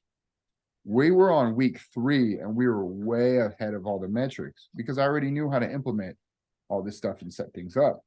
And then I remember and if I didn't have the mindset, like I just like it switched in me. If I didn't have the mindset that I know a lot of people don't have, then I wouldn't have had, such success with that altercation. He was like, you know what, you got to refund me, blah, blah, blah. Like this, and this. And I was like, dude, I did all the work for you. You have a funnel that will convert. You have ads that will convert. You have upsells and everything in place. I did all that work. That was my time and my effort when I could have just got another client or whatnot. And then I remember him kind of like backstep. And then he was like, well, it's only fair. And I was like, look, you're wasting my time. My time is valuable, just like your time. I have never wasted your time and I've always kept things respectful. And I knew this. I knew this on that altercation. Someone talked in his ear who wanted the deal. And so he was like, oh, it's not going to work because he wasn't in line with what I knew was working. He was still trying to sell, bro. He Yep. was trying to sell like a 1K course on cold traffic for fitness. That was not going to convert like he wanted it to. And he only wanted to do like $25 a day in ad spend. Like there was no way in hell that that was going to work. And because of that, I just hit him with everything. And in that text, if he was smart, he would be like, wow, this is a lot of free value. I hit him with everything. And I said, you know what? No, this deal is over. This partnership, done. And you have to be non-agreeable, I believe, when it comes to this kind of stuff, because you really like it, with our students who have had success, they found the right clients who aligned energetically and on the mission that they Yep. had future paced them for, right? Yeah, they have to believe in the structure. Like we were talking about earlier, the business, you have to structure the business the right way. But if they don't agree with that structure, then you're going to start building it, and then they're going to start comparing it to this old method, and it's not going to have the same results, and they're going to freak out, and then you end up having to refund them anyways, and all that bullshit. It's like, Yeah, and it's kind of funny because the old way is just acquisition, pay Facebook multiple times for multiple customers, when the new way is relationship acquisition. I'm okay with losing or at least breaking even on my front end because I know my back end is my profit center, and that is what's going to be the economic engine that drives the offer, right? A lot of people still think that the front end is where they're going to make all the money. I'm sorry, it's like that's dead, you know? And it's even funny because now people on, like, you guys can see, people are now pushing courses like, oh, just be a course creator. Oh, this is the 3 secrets to become a content creator and make money. And it's like they're still selling you on something that used to work, can still possibly work, but is no longer going to work, right? And that's literally yeah, because that's of, the key. Like, it's not going to work. yeah, It works a little bit on thin margins. Like, it yeah, might work now, but it's yeah. not what it used to be, And and it's like, not going to work at all. yeah, and like, I don't want to, excuse me, I don't want to do that for business because you, me and Chief know, dude, cold traffic is the craziest emotional roller coaster you can ever go on. Like, that's why I have so much respect for people who crack that game and like are just like crush it. I have respect for warm marketers too, right? But I have more respect for people who really crush it on cold traffic, because you don't know, like bro, this is a fortunate problem, the one I came with you today, that like old me would have freaked out over. My ads were doing so good, Facebook doubled my ad spend out of nowhere. And I don't just flip my, like, I don't just double my ad spend. That, in my opinion, that's a bad strategy. I do a strategy where I like like after like a certain period of time, like I usually set up like tests. Like I want like one ad set to like, I'll see which ad sets compete and get 20 sales or 30 sales, or just depending on the budget. And then I'll increase that ad set by 20%, or I'll lower it by 10%. Let Facebook kind of figure it out, because you're sending pings and signals to it based on the algo. I'm not going to, like, over explain. Maybe we'll talk about that later in a future video or whatever. But like, that's how I play my game. Facebook yesterday just sent it, like literally just like, it was at like $200 a day ish, right? Give or take, because depending like on where Facebook thinks the auction is going to go, they'll give you, they'll either sell you at what your budget is, go over or go little. It just took off. And then today, Facebook doubled it. And I was like, why is it spending all this money? But I was still getting like massive amounts of conversions. And I was like, oh shit. That's a fortunate problem that not a lot of people can deal with. But if you don't have the right systems in place and the right business model in place, most people would freak out and be like, oh shit, wait a minute. Like, this is scaling, but the ROAS is going down. And it's like, yes, that's gonna happen. As you scale more and more, what used to give you like 3x, 4x, 5x, even 2.5x ROAS, it's going to slowly decrease over time. Why? Because there's so many sales processes these people are in, there's different convincer models, that it's not always going to result in a conversion right then and there, right? That's why you have to have your business not set up for what used to work, not what currently works, but it's a little bit mix of like what kind of currently works, but what is going to work, which is I care about acquiring these relationships, because then I just hit them with all different types of models, and I have that source or that person, that lead. I really like to look at them as leads, right? Because they're everybody's customer, right? I like to look at it as a lead, as a renewable financial source of income. Even if I don't close them on a high ticket sales call and it goes really well and they found a lot of value out of it, they go buy all of my products, then email me and say, if you put out anything else, I'll buy more. Yeah, I That, think the key is like, could you? I think the key is like, could you launch something, or not launch something, but could you put something out and literally get like 15, 20K like that? Like, I know if me and you put out an offer for like 1,500 on Beyond Copy, we would get at least like 10, 15 people that would sign up immediately. That'd be like 15, 20K, like just like that. But it's because like we build a relationship. We don't have to really describe very much like what it is. We're just like, hey, here's this thing. We're gonna like do it. We're gonna give you coaching, whatever. Like they'd be like, fuck it. I already know it's gonna be sick as fuck because everything else we do is fucking sick. Like, and it's like because we have that relationship. And I think that's like a key thing is, I mean, we talked about this earlier, right? Just the whole like relationship thing. It's kind of where the market's going. But yeah, it's funny because like, I had that client where I set this model up for them. They pay me like 10K to set the model up. And then my goal was then I was going to help them scale. Like I was going to have him hire me as like a consulting to like help them scale. But it's like he didn't understand the model. Like he thought he was trying to use his force. Like I guess like because the old model is like force. It's like how can I get high ticket sales like really quick? And when you have these gurus who are operating on old models where they're used to just like pushing a bunch of buttons and then like magically money came out, but they would get the worst customers. All they really did was sell them like status and shit and money and what. Most of the time it's biz op. Most of the time it's like, I'm going to help you make more money. Yeah, it's not very hard for me to tell you I'm going to help you make more money, and you can pay me $3,000. I'll help you make 100K a month, or 100K a month, or 10K a month, whatever. It's pretty easy to justify that.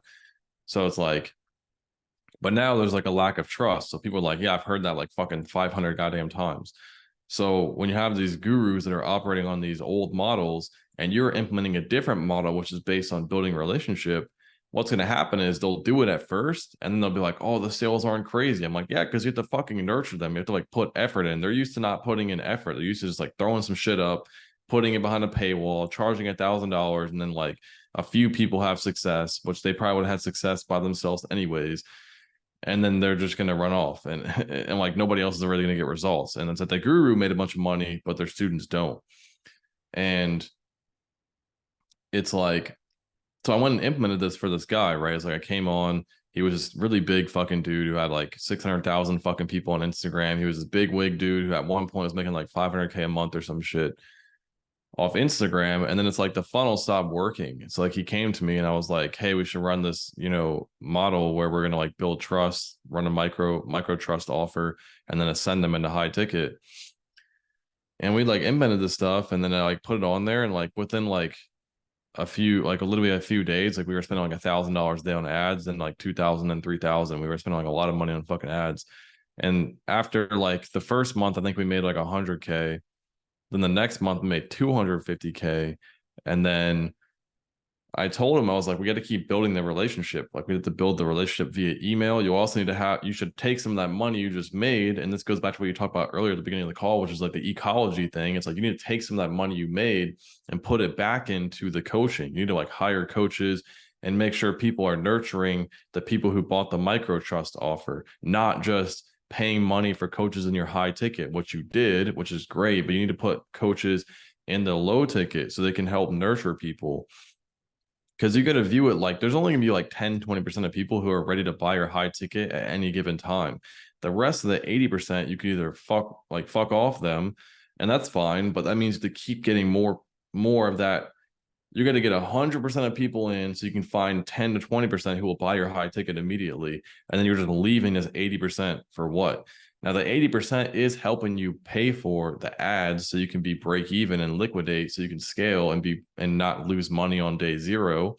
But the problem with that is, like, why wouldn't you nurture that 80%? Because those people will eventually become buyers at some point or another.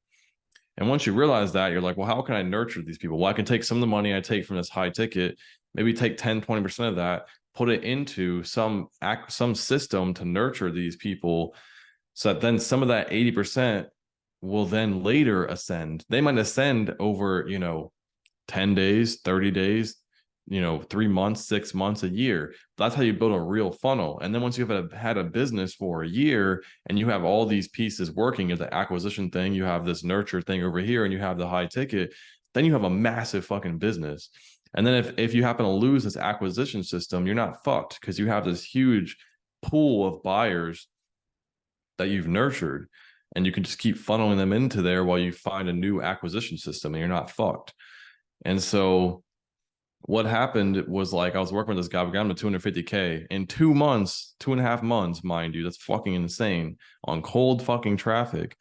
And then he thought he was like hot shit. And he's like, yeah, we're going to go back to, like, he still ran the model. He ran the model, but he was using the old thinking. So he's trying to use the old thinking on this model, which is made for everything I just fucking said. So he's like trying to push them the high ticket really fast. And I don't think it works anymore, because eventually I just left. I was like, well, fuck this. And what you said earlier about the whole, like, you need to be able to walk away from clients, like, bro, I walked away. I was like, all right, peace. Like, fuck you. Like, if you're not going to do this, like, this doesn't make sense, because I can see the future where it's just annoying. And it's funny because early on, when I was like only been writing for 5 months or whatever, and I had that $14,000 a month after copywriting, I had that client who I made that $8,000 revenue share that I mentioned about earlier. It's like 8,800 or something like that. I dropped that client literally a month later. Like, crazy. Imagine someone pays you $8,000, and then the next month I made like 6,000, and then I'm like, peace. Like, most people will be like, what the fuck? Like, why would you do that? Well, I did that because I told him, like, we need to have a high ticket.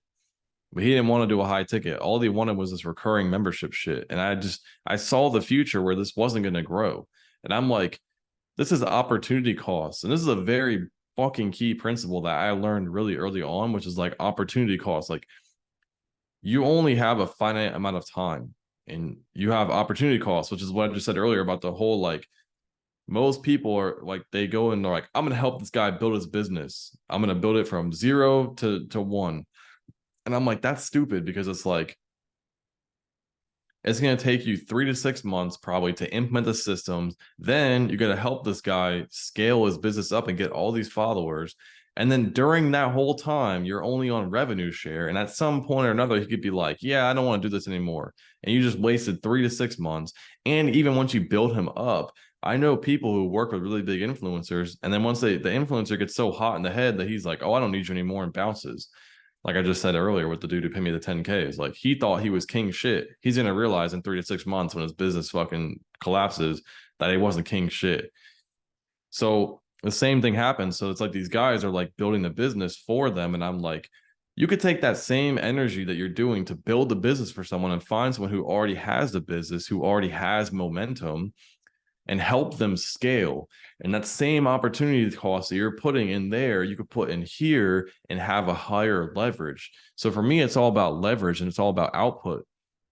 And so once I realized that, like, opportunity cost is massive, I'm like, yeah, I could keep making, 6 to 8,000 a month from this guy, but I also could probably make 20 to 30, 40, 50K a month doing the same fucking effort. Because again, remember, I was doing Facebook ads, I was doing Instagram posts, I was doing emails, and I built this dude's funnel. Now, I didn't have to do the funnel anymore because I already built it. So I had these 3 things, but I just knew I was going to eventually get to a point where I'm only going to make like 5 or 6K a month. And it just got annoying. So I was like, I could make way more and be happier and keep leveling up my skills if I go somewhere else. So I left that client. And I believe the universe rewards you when you do that. Like, because like my gut feel was telling me to leave. And so I trust in the universe. I believe the universe rewards you, or God, or whatever you believe in. I believe that rewards you for trusting that gut feeling. So I trusted it and I left. And within a week of doing outreach again, I remember, I fucking vividly remember I sent 7 fucking outreach emails, bro. 7 fucking emails, bro. I remember I was talking to Jacob about this because Jacob has been in Hustlers University for like pretty much about the same amount of time as I did. I remember telling him I sent like 7 emails and I got a client. He was so fucking mad, bro. But yeah, I sent 7 emails and I got this guy on a call. And that was the guy I talked about earlier, which was Ramin Popel, who's like the millionaire dropshipper. So I closed him as a client and we started out a discovery project. Then I went to doing emails and Instagram posts for 3,000 a month. And then I eventually was on a flat fee plus revenue share. So I got to a point where I was making 5,500 a month from him. And then same thing, I was working with him and it was like he was capping my potential. And I realized like he was running this old force model, which doesn't work anymore. And I kept trying to tell him like you need to switch to this model. And he didn't believe me and he didn't trust me because I didn't have authority and position at that point. And I hadn't worked with enough clients for him to trust me. So I was like, so he just kept me in this box over here of like only doing emails and Instagram posts. And I kept telling him, and I was learning all this deeper layer shit that I knew worked. And I'm like, I'm on revenue share. Like you're boxing me and I have no control over all these other elements. I'm like, this is what I think we need to do. And if you don't want to do this, then I'm going to leave because not only is this like, I don't care about the money. Like the money is great, but this isn't going to be a good, because I think in long-term relationships, I'm like, this isn't going to be a good long-term relationship. So like, I'm thinking years from now and making lots of money. So I was just like, all right, cool. Like I know that like 6 months from now, like you're not going to be happy. I'm not going to be happy. Why don't I just put someone in here who can work with you, who you'll be happy with, and you'll align, and I'll go find someone else who's my type of person, who's bought into the funnel that I want to build.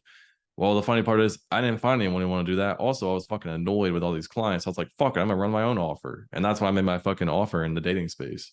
And that offer is done like almost 6 figures. It's done like 94,000 in a year. Um, and I barely touch that shit anymore. I literally just have it where it's just running Facebook ads. It puts them in a funnel. They buy. It's break even, and then I send them to like offers on like other offers on like ClickBank and whatever. So it's actually made way more than 94,000 because that's only accounting Stripe. I also have like I think I made like 30,000-40,000 from ClickBank. So it's like I don't know, like 120,000, 130,000. So the point is like at there's all these junctures or all these forks in a row where I saw the future opportunity costs and I'm like, no, I'd rather do this.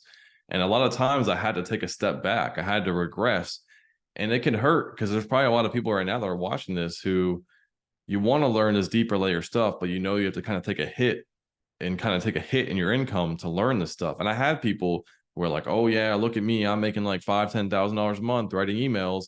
And it was fucking hard because I remember being like, fuck, dude, I could easily go write emails and get like 3 or 4 clients and make like $15,000-$20,000 a month and be killing it. But you're killing it short term, bro. That's the key thing I learned. Like, yeah, bro, but it's the fucking first quarter of the football game. There's fucking 4 quarters, motherfucker. Like, we're not even at halftime yet. And then what happens is 6-12 months down the line, we're still at halftime or we just pass halftime. It's like, well, guess what? Now you're making barely anything because you stuck to just doing emails. I knew that shit wasn't going to last. So yeah, you beat me in the short term, but now my income is 4 times your fucking income. And I do way less work and I have clients coming to me and you're still doing fucking outreach. And that was the key thing I had to learn. I had to trust in my own thing. And that's like, really hard to do when you have to trust that the future stuff is going to come. And that's like when you don't have a lot of experience, it's hard. But nowadays, I just know like, oh yeah, I'm just going to trust my own self. So that's like the big thing me and you are learning is like now we're starting to like trust our own selves. We're starting to teach ourselves more things. We're taking things from reading from books and implementing it. We're taking our own understandings and using it because we're understanding that like most people in the market don't know what they're doing. They're just copying someone else. And the problem is if you're copying someone else, all you're doing is you're following them. But if you're following what's working now, that means by the time you've figured out what's working, it's already on the downslope. So by the time you start doing it and it actually works, it doesn't work anymore. So me and you are like innovating and doing new shit, but it's kind of hard because like when you don't have a lot of experience yet or a lot of authority, it's hard to trust yourself because you're like, well, fuck, no one else is doing this. I kind of want to just copy what they're doing. And people will even try and convince you, like, oh, you're fucking up. You should be doing what they're doing. And it takes a lot of like trust in the universe or God or whatever to believe that like what you're doing is right. And now we're on that phase where people are realizing we were right. And it's funny because I said earlier about like you're right. And then the universe catches up. You're just waiting for the world to catch up. And it's like, that's how I felt. I knew I was right. I was just waiting for the world to catch up and realize. And now it's happening. And now all those same people are coming to us for help. So I think a big thing is like learning to trust yourself and learning to trust your own gut and your own instinct. Because, like, again, not everyone is right. Just because they're a guru or they're a coach or you pay them or whatever, like they're not always right. And I'm not always right. There's certain things that I'm wrong about, and you should question everything I'm saying. And when you learn to question, I think that's like where we need to go as a society is we need to learn to question things and be like, I don't know if this is right or not. I should probably go and look at other information, come back and make my own decision. If my own decision is I agree with you, great, but at least it was my own decision.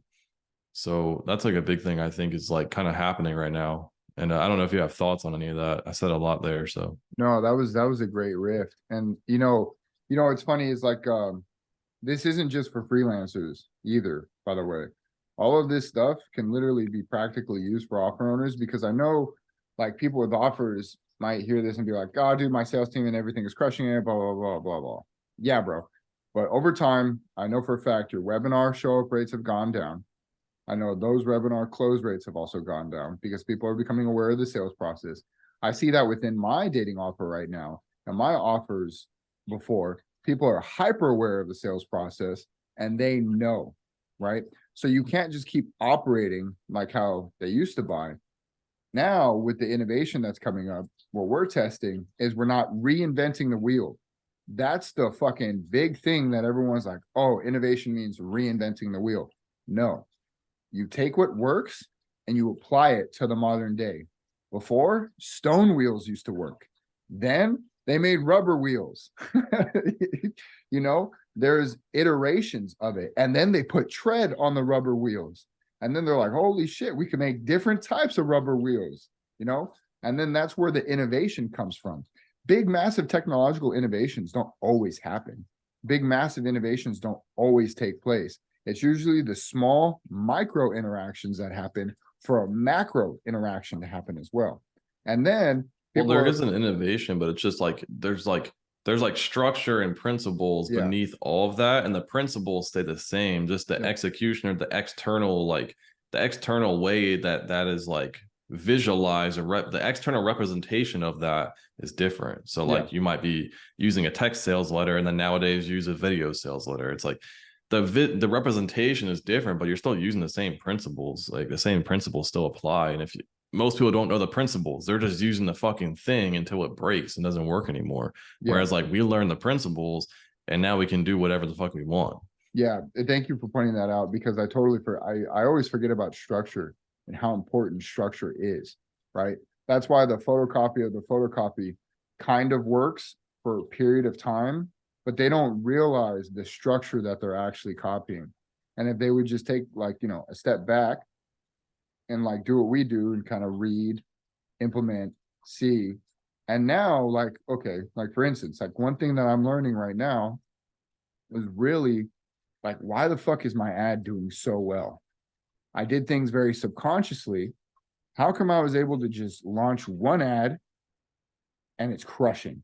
And now I've, scaled it to 2x my full funnel value, which is pretty much where you want to, like, that's like the sweet point. You want to test it at 1x full funnel value, see how it does there. Then at scale, it's 2x and kind of like, see where it breaks.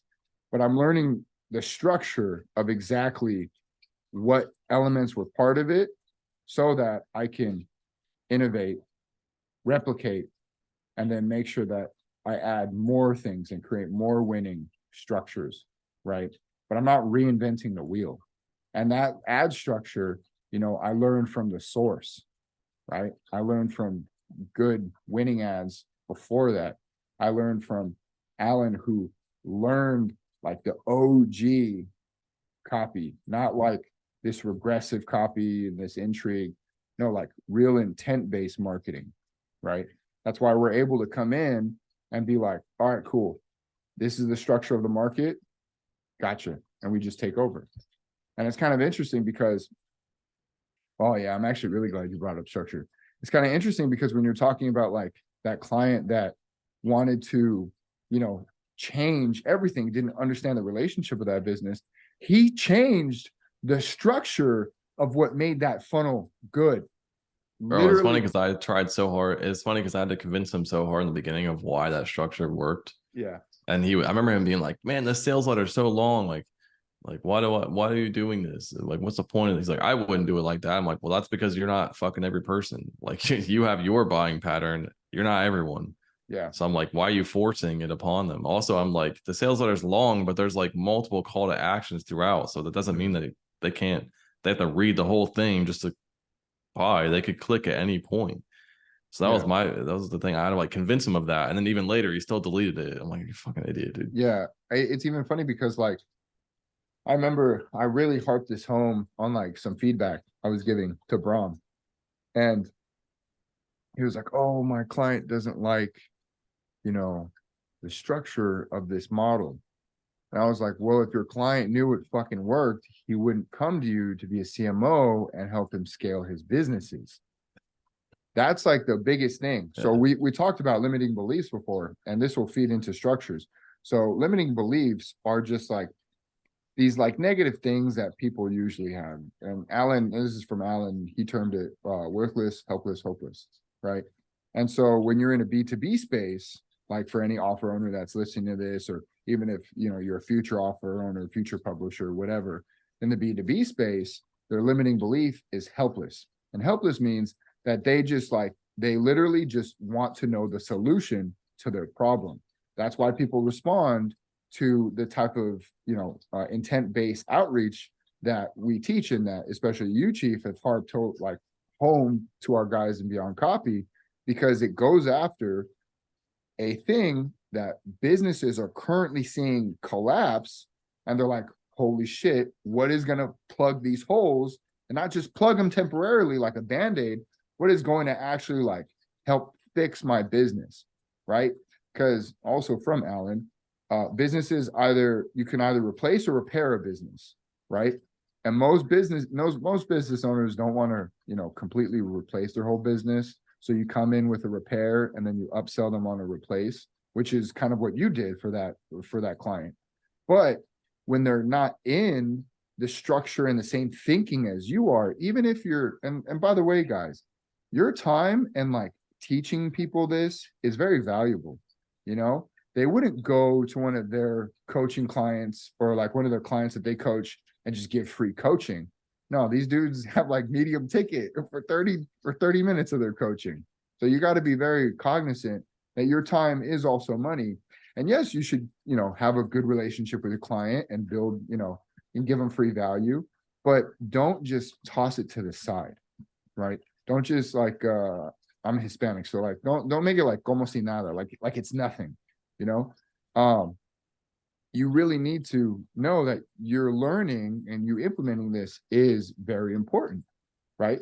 Because you having this proper structure that fulfills their, helplessness of like, hey man, like help me out, like I need the solution, is going to be very important, especially with this new relationship phase that we're coming in. People are still going to want, and you can even see this too for the people who harp on like 2018 and even like during COVID times where things were like so great. People are so used to that old structure of that massive dopamine rush of all these easy high ticket sales, that when you come and you tell them, hey, we need to acquire relationships and we need to make sure that we send them to high ticket, it's not just all about like conversions right now. It's this longer term period.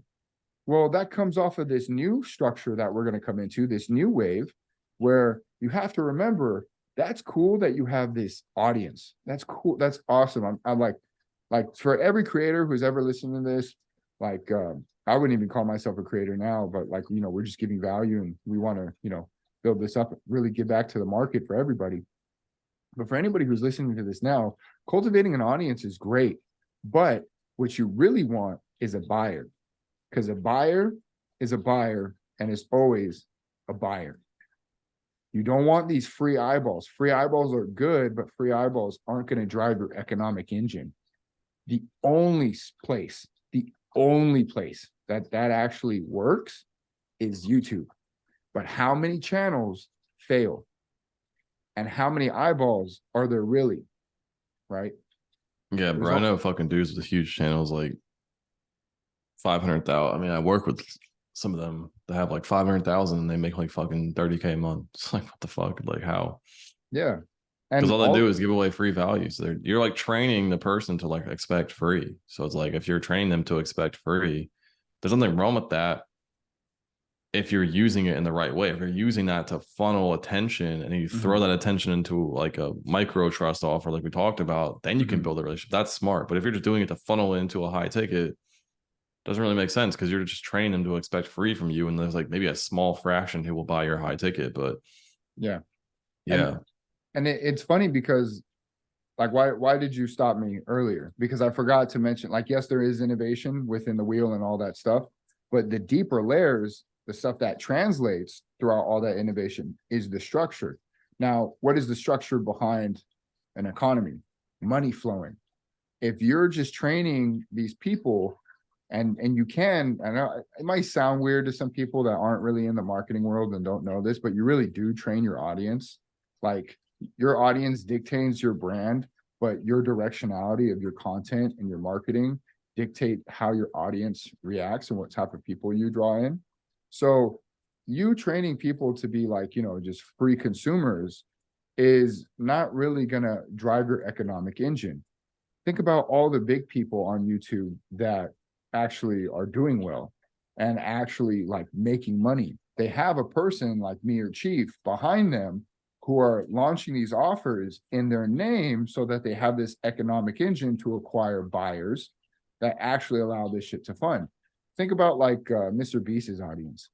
He literally has a disproportionately younger audience, and this is kind of why I want to like use this. What is his economic engine? What are his offers? He has Mr. Beast Burger. But there's like some like lawsuit or something going on with that. So that's like the whole nother thing. He has, candy bars. He has all these other things that he's implementing to drive his economic engine, right? Donations, whatever, what have you, right? But that's because he's going big, massive market. When it comes to a smaller creator, they can't like just play the numbers game and do this whole free thing all the time and then sell a high ticket anymore, or sell even a medium ticket and expect it to like really drive their scaling. They get capped out.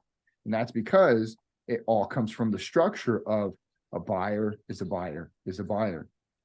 Having just eyeballs on you is great, but you need to have elements in there to convert them into a buyer. And that comes from this micro trust offer that literally spins the flywheel that gets them into this mode. And then you can, properly ascend them up like an upsell path, launch them to more offers. They build more trust with you, right? Because it's the same thing of like why people buy a certain brand and then they like that brand and that quality, right? Because of the product, and then they stay with it, right? So there's all these other structures that a lot of people aren't realizing that need to be implemented in their business, that they just kind of want to fast follow or like, copy what everyone else is doing. And the people ahead of the game, the bigger guys, are hiring people to like literally see, here's the future. This is what you have to set up, which is exactly why we've had all our students have like success with upselling them properly. This is why we have some massive, like some guys just take this massive wave because they understand this. They let it sink in. They took the time to really appreciate the game for what it is, learn, right? Because yeah, you want the outcome, right? And it will come. But now you have to take a step back, as we've kind of harped on a little bit, so that you can double, triple, quadruple your income later. It's, if anybody's played sports, you guys are gassing out in the third quarter while I'm hitting my stride, and I'm dunking home on the second quarter, you know, and that's actually super important too, because even for our own offers, like I know, like I'm scaling ads right now. I know for a fact, you know, I'm gonna have to scale in the negative for a little bit until I dial in my high ticket closing in the back end, and then launch more products so that so that their maximum lifetime value, which is how much they spend with you over their like buying period with you, is higher. And that so their maximum average order value is also higher, because those buyers really feed your offer. But I really want to harp this home because this is super important, in my opinion. And this is like one of like me and Chief's like core philosophies. Your product has to be good. You can't just take. You can't just take and take and take. You can't launch a like $27 offer and it just like be a shit PDF, shit couple of videos, and that's it. Look at what we do with Beyond Copy. We started at $27, have 3-hour calls every single week, drop thousands of dollars of knowledge that we've learned and acquired for one purpose and one purpose only, to help people. And then we raised it to 47. And we're pretty much at a good window there, because now we have our own economic engine and we have our own vision for what happens with this. Because this isn't our like main offer. We literally have other offers. And like personally, this is just the start of my publishing house, right? I want to either work with other creators to publish them and help them up, or hire them to be part of offers that I built up from 0 to 1. Like this offer that I'm running now, I'm doing pretty much everything, but I'm eventually going to hire coaches for it. You know, I'm eventually going to hire copywriters, other people. Yeah, that's what Jordan Hall did. Yeah. Did you know about that? Like he heard made the be irresistible, like the women's dating offer. Like he did that for like years, and then he just Oh no, I publishes didn't like a know bunch that. of people. He does like biz op as well, other shit like that. Yeah, he makes like Yeah, so that's much awesome. publishing, dude. It's crazy. Yeah, see, like there you go. And like that's just because I know where this game is going, and I know for myself, like I could, you know, be in these offers and just do it myself, but that's not what brings me joy. That's not what my core structure is. I like to build, I like to create, and I like to help. That's what I'm going to be doing, you know. So when you guys, like whoever's listening to this, whether you're a future offer owner, a current offer owner, a current publisher, a future publisher, whatever, you have to really make sure that you're like feeding the marketplace, that you're giving back, that the product itself is actually good. Because this is what's going to happen. This is predicting the future, because history doesn't repeat itself. It rhymes damn near very similarly. So we're coming into this period where you're going to need these micro trust offers, and we're kind of swinging in this pendulum. You're going to need these micro trust offers. And while the pendulum is swinging to where everyone, you know, does all these micro trust offers and stuff, you know, it's hitting a little bit of high ticket, a little bit of medium ticket, and all that stuff in between, right? Then we're going to reach a critical mass of just, you know, these, you know, micro trust offers. And then it's going to swing back, because what's going to happen is a lot of people aren't going to hear advice like this, or they do and they choose to ignore it, and they're just going to trust, they're going to ride their current brand, and they're just going to launch these shitty micro trust offers, and then they're just going to kind of like pollute and flood the marketplace. And then people are going to be like, man, these low ticket, low micro trust offers stuff, like, I don't like it. And then they're like, oh, that's priced at a medium ticket, that's probably worth better and more because it's more expensive. And then it's going to swing back all the way to high ticket, and it's going to be this constant pendulum swing. And that's being part of the market, and that's really understanding the future and what's going. But I want people to think, what transcends all of that? The relationship you require with your lead. That literally transcends all of that. And what did we talk about earlier in this? Humans, or your leads, I shouldn't say humans, that sounds bad. Your leads should be a renewable source of income. You give them a great product. You positively impact their lives.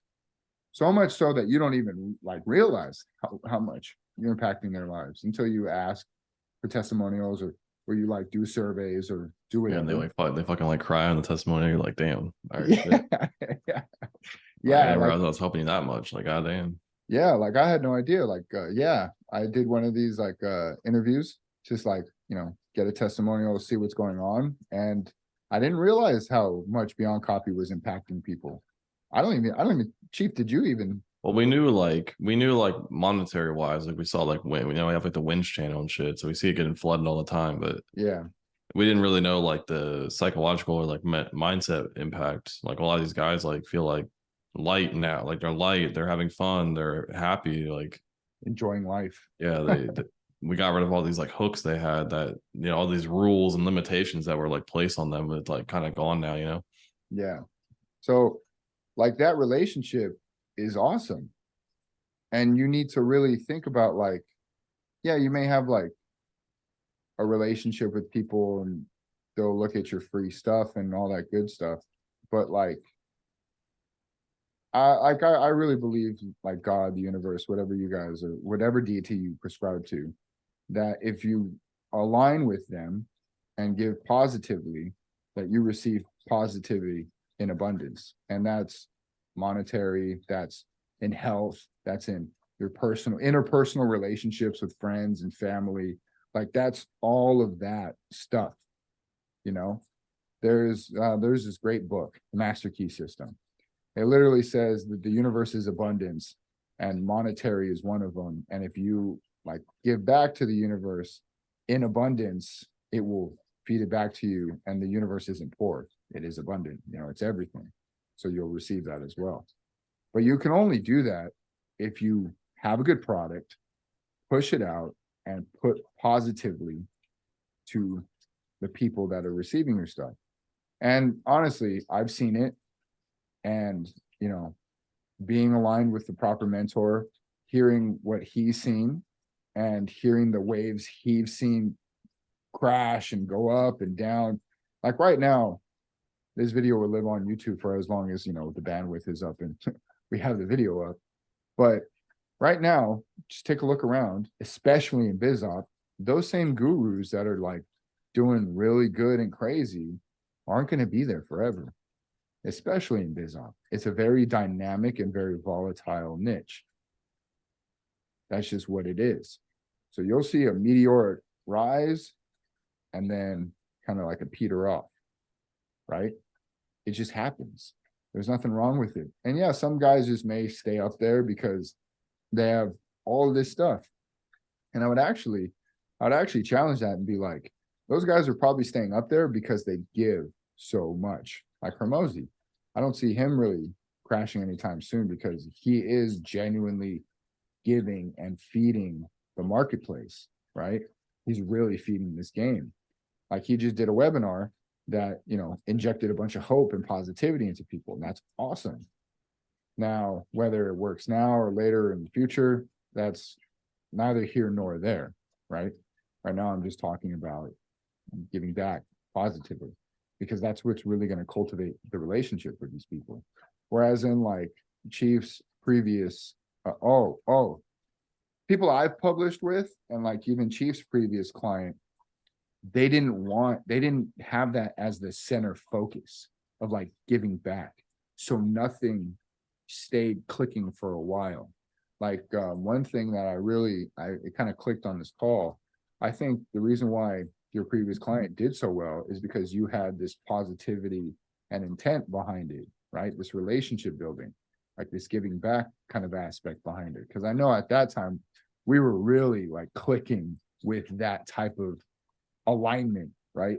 In like offers and how much energy, even just in the copy, like for people who are copywriters, even just in your copy, even just in this video right now, like fuck, dude, I'm probably yelling a little bit because I'm really passionate about this stuff. Like that drives your offer. That really pushes things, right? In a Most people positive don't want way. to. I was gonna say most people don't want to do it because it's like it requires fucking energy. Like what happens is you get a lot of these gurus who like want to make money and they got into coaching so they could just make a bunch of money, not really do a lot, and then just bounce. And it's like, yeah, they live a great lifestyle, but their clients don't. And it's like they don't want to do this new wave of stuff because they're like, well, fuck, that requires actually putting effort in. And not only putting effort in, it's like you're gonna actually help people deliver results and take responsibility for their results, like for your students' results. You gotta take responsibility for that. And it's like it takes energy. Like there's a lot of times where I don't want to do certain things inside Beyond Copy because I'm like, fuck, bro, I just like chill and do nothing. Like I'm already getting paid. Like fuck, I need to do that shit for. Like I know that I could just coast along and people would keep paying me because I am giving a lot of value, but I'm always pushing to like give more because I'm like, okay, I said this thing and I can see that people don't fully grasp the concept because I'm not communicating it in a mechanical way or like a process oriented way. So I need to like figure out how I can like distill this down to like simpler form. And like that's why I think like I respect Hermosi because it's like he's like, how can I take all these advanced concepts and like distill them down into like very simple principles that anyone can understand? And he even said like it took him like iteration after iteration after iteration after iteration of making these books to like make it so simple. And that's what happens with me and like in us and Beyond Copy is like I could just teach the stuff, and this is what most people do. And I know because I have the same thoughts. I'm like, well, some people will get it and some won't. Like fuck it, like whatever, and they're gonna keep paying me. And the other ones that don't get it, well, they'll fuck off, and I'll just get more. And that's what most people do. And I don't think that way. I'm like, okay, how can I help all these people who still don't fully understand this shit? Because one, I understand like I was in that position at one point and I wish someone was there to help me. And so that's kind of like, I always remember what it felt like. I never lost that feeling. And then the second thing is I do know that at some point that person will turn into a client. Now, again, this is not me. I'm not really thinking this. Like, I'm not like selfish about it where I'm like, this person's going to turn into a client. Because if we're really thinking about it, if I was really being selfish, I wouldn't focus on that client because the amount of effort, again, goes back to the opportunity cost. I could take that same opportunity cost of putting it into this guy and just put it into a bunch of other people who could give me a bunch of money now. But I'm trying to build a real business that has real impact. And it's not just about money, it's also about like impact. So it's like, I want to help everyone. And sometimes it requires like taking things out of my brain and being like, how can I fucking explain this to someone in a way where everyone will understand it? And like that takes energy and you don't always want to do it. And so like when you have these clients, you find them and they don't really care about any of that. So like a big thing I look for is like the person's just really passionate about teaching. Like you could tell they like light up when they're talking about the thing. I'm like, that's the person I want to work with because I know that they don't really care that much about the money as much as they do about like actually having impact. Because that person I can easily help scale because it's like they actually care about helping people. So it's like now I can just give them a fuckload of clients. They'll actually nurture those clients and those clients will turn into bigger clients. So that's the other thing is like making sure you set up these deals in the right way where it's like maybe you don't take as much money up front, but you take a pretty decent percentage because you know that later 3 to 6 months down the line that percentage will be big. But again, this is doing it with the right client and you're also still taking money up front. So again, this is not what we talked about earlier, which is like you're coming in and helping them build their business. Like, no, they already have a business, they have momentum, they have all these key factors in place. And then you're doing that, but you're also taking a flat fee as well. So you're getting money up front because at the end of the day, there's no guarantees in life. There's no guarantees in business, no guarantees in nothing. So I'd rather take some money up front in case this, because this is just a maybe. If you think about it, it really is just a maybe. So I'd rather take some money up front. So if this maybe of percentage revenue share doesn't work out, I'm still fine. I'm okay. Like it's not a big deal to me. So a big thing I tell like new students or whatever is I like to have like one or two clients that are like on retainer, maybe three, depending on how much you're getting paid. But I prefer to have two that are like paying me a retainer that pay like all my bills and keep me like feeling good. And I have like one growth client. So these ones, I'm just doing whatever. I'm not really trying to grow them. Well, I am trying to grow them, but I'm mostly just doing emails or like basic copy projects, whatever. And I have the growth client where most people fuck up, they do one or the other. They get a fuckload of these clients and then no growth client. And it's like, yeah, cool, but you have nothing to like get you out of that grind of like writing emails every month. So like I know we have people in Beyond Copy that like are still writing emails. They have like 4 or 5 clients and they're like drowning in work. Meanwhile, they're only getting paid like 8-10,000 a month, which is good, but it's like you're drowning in work. And eventually if you lose one client, you're still drowning in work, but you got to do outreach now and find another one to replace that. And so you're stuck in the cycle. So I think it's better to take a step back, reduce your income a little bit, just have 2 or 3 clients, and then have the growth client where you're working on a project that can have huge, massive upside. And that's like the big thing. And it's funny because I always understood this unconsciously, which is why in the beginning when I first started writing copy is like I scaled up so fast because I had 1 or 2 clients that were paying me the emails, and I had one client that was the growth client, which made me that $8,000. But eventually I dropped him and then went to another client who paid me, a percentage, and eventually I dropped him. So that's like the big thing. And this growth thing it might not even be anyone else. It might be your own offer. So like I have my own offer, but I also have like a few freelance clients that I work with. So it's like I'm not pushing this or like forcing things over here to work. I'm just like slowly growing it. And I think that's like a big thing. If you have the growth project, because that growth project could turn into 5, 10, 15, $20,000 a month, and it could be massive. So that's what I would say is like the big thing to do, and like a shortcut, to be honest with you. Yeah. Yeah, that is, yeah, and that is a shortcut because like this is kind of, I kind of like said this in Beyond Copy one time. Like it just like it was kind of like this like download that hit my brain, this kind of like thing that just popped up like on one of our calls. And I was like, everybody in BizOp is kind of sold these golden shackles, right? Like, oh, they tell you like, oh, you're gonna make 10K a month and all this whatnot. But they don't tell you, and they're like, quit your 9 to 5, but they don't tell you that you build your own prison with golden bars, you know, because a lot of people will do the process of outreach and get some clients and whatnot. I remember talking to that one dude that I would not budge on like my retainer with him, the dude that you're referring me to. And it's because he previously went with like a cheap like VA from India, right? And he wanted like that type of retainer for like a mass amount of work, but he was making like 100K a month or something like that, he told me. And it was funny because he was just like, yeah, I just don't have time. Like I just don't have time anymore. Like I'm drowning in work, so anything will help, like anything. And I hired all these VAs, but the work wasn't up to par. And and he was just like, he like literally just like if you heard him on the call, was felt suffocating, right? His breath, which is like this is like a little tip for you guys.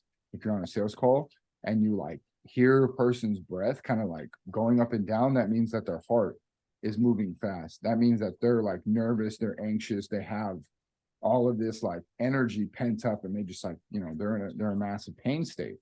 Whereas in like if you're chilling, you're relaxed, you take longer, slower breaths, and your heart is more in a calm state. You're calm, right? So a lot of these dudes are sold on this like 10K a month dream, when really 10K a month is what, 120,000 a year. But then after taxes, which is like 35% you want to save roughly, it really comes down to 70K, which is like a normal amount. It's nothing crazy. You're not gonna go fucking like buy up Dubai with that amount. And then they're now shackled to client work and doing all of the same stuff, and they're stuck just like writing emails and whatnot. Whereas we literally tell our guys to, hey, that's good, get there, get your foot in the door, but this isn't a means to an end. This is only the beginning. And once you realize that, it'll allow you to open up this whole other revenue stream from your client by selling them to like CMO stuff, CRO stuff, selling them upsells, like, selling them like an actual landing page that implements all these elements that's going to set their business up for the future. Then you start taking like flat plus flat fee plus, revenue deal. And that'll be the percentage of like high ticket buyers, so on and so forth. So you get like to a solid number with clients, you're scaling and doing less work. And then that frees you to do whatever you want. Because I know a lot of guys, and we kind of talked about this too, dude, when we were both like, is this it? A lot of guys think like, oh, once I get this money, or like They don't say once. They say, when I get this money, that's it. And I remember I was helping, I forget who, maybe Peter, someone. And they're like, what's the point? Like, what's the point of all this money? And I was like, well, man, you can't look at it like that. You have this very end point, like permanence, like that's it type of thinking. And this is where mindset and knowing all of these elements that we're telling you guys here is important, because you can't look at money as like the end goal. It's literally just the beginning. It's the start to whatever you want to do and whatever that looks like for you, right?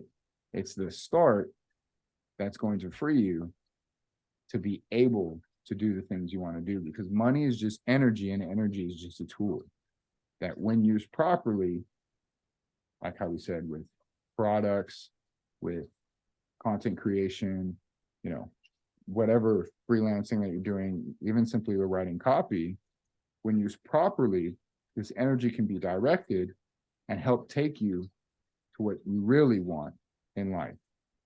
And if you look, and it's kind of funny, because like only recently have people been, and this will help you offer owners too. Like, you have to really look and think, like, do people think your product is a means to an end? Well, that's wrong. That's bad. You don't want that, because in like all theologies, in all kind of like spiritual stuff, and really all of history of humans, we never ever looked at things as just ending, right? We always looked at it the beginning. Even this life, we looked at it as the beginning to the next, right? There was never just this stop. It's only in recent times that people really been like, oh, this is it. YOLO. It's like, no, man, there's a lot more to it, right? Energy can neither be created nor destroyed. And that's a really deep concept that you can carry throughout marketing, throughout life, interpersonal relationships, the products that you have. It literally can be carried through everything. And yeah, that's what I had to say on that. Yeah, I think it's like probably a good point to wrap. Just kind of this idea that, everything is like, money is important, right? But it's just a means of energy, right? So it's like, what you want to do with that money is really what matters. And it's not just like I said, I hit a point where I was making a lot of fucking money, but then like I lost I didn't lose. One of them I let go, like I said, but then the other one I did lose. It was like, well, then I'm back down to making like 3,000-4,000 a month. And I'm like on the fucking edge. And I talk to a lot of copywriters now who have the same problem. Like, they were sold this idea of like, once you get 2 or 3 clients who pay you 3,000 to 5,000 a month, like, you're good. Well, first off, getting someone to pay you 3,000 to 5,000 a month for emails is like very rare nowadays. So that's like a bullshit lie in and of itself.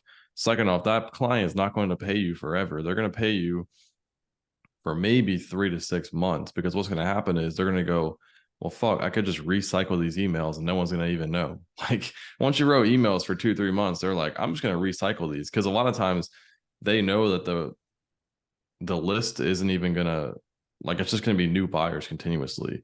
And like, the trade-off of them paying you is not worth the extra few buyers you're going to get from nurturing people. So like, fuck it, I'm just going to recycle this shit. And most people don't even notice anyways. So that's really what happens. But like, you don't know that unless you've actually done it and you've seen it yourself and you've seen it happen to other people. Whereas like, I know. So a lot of these gurus don't tell you this shit. They just tell you this idea that like, once you have the thing, then everything's good. You're done forever. Like, no, you're not. You're always like, one, you're doing a fuckload of work.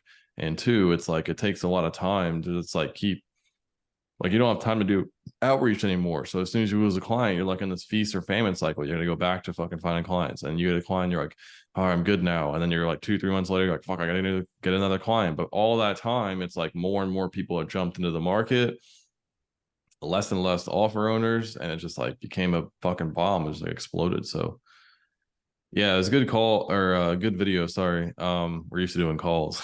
Yeah. Copy. They're always fucking calls. So I'm so used to that shit.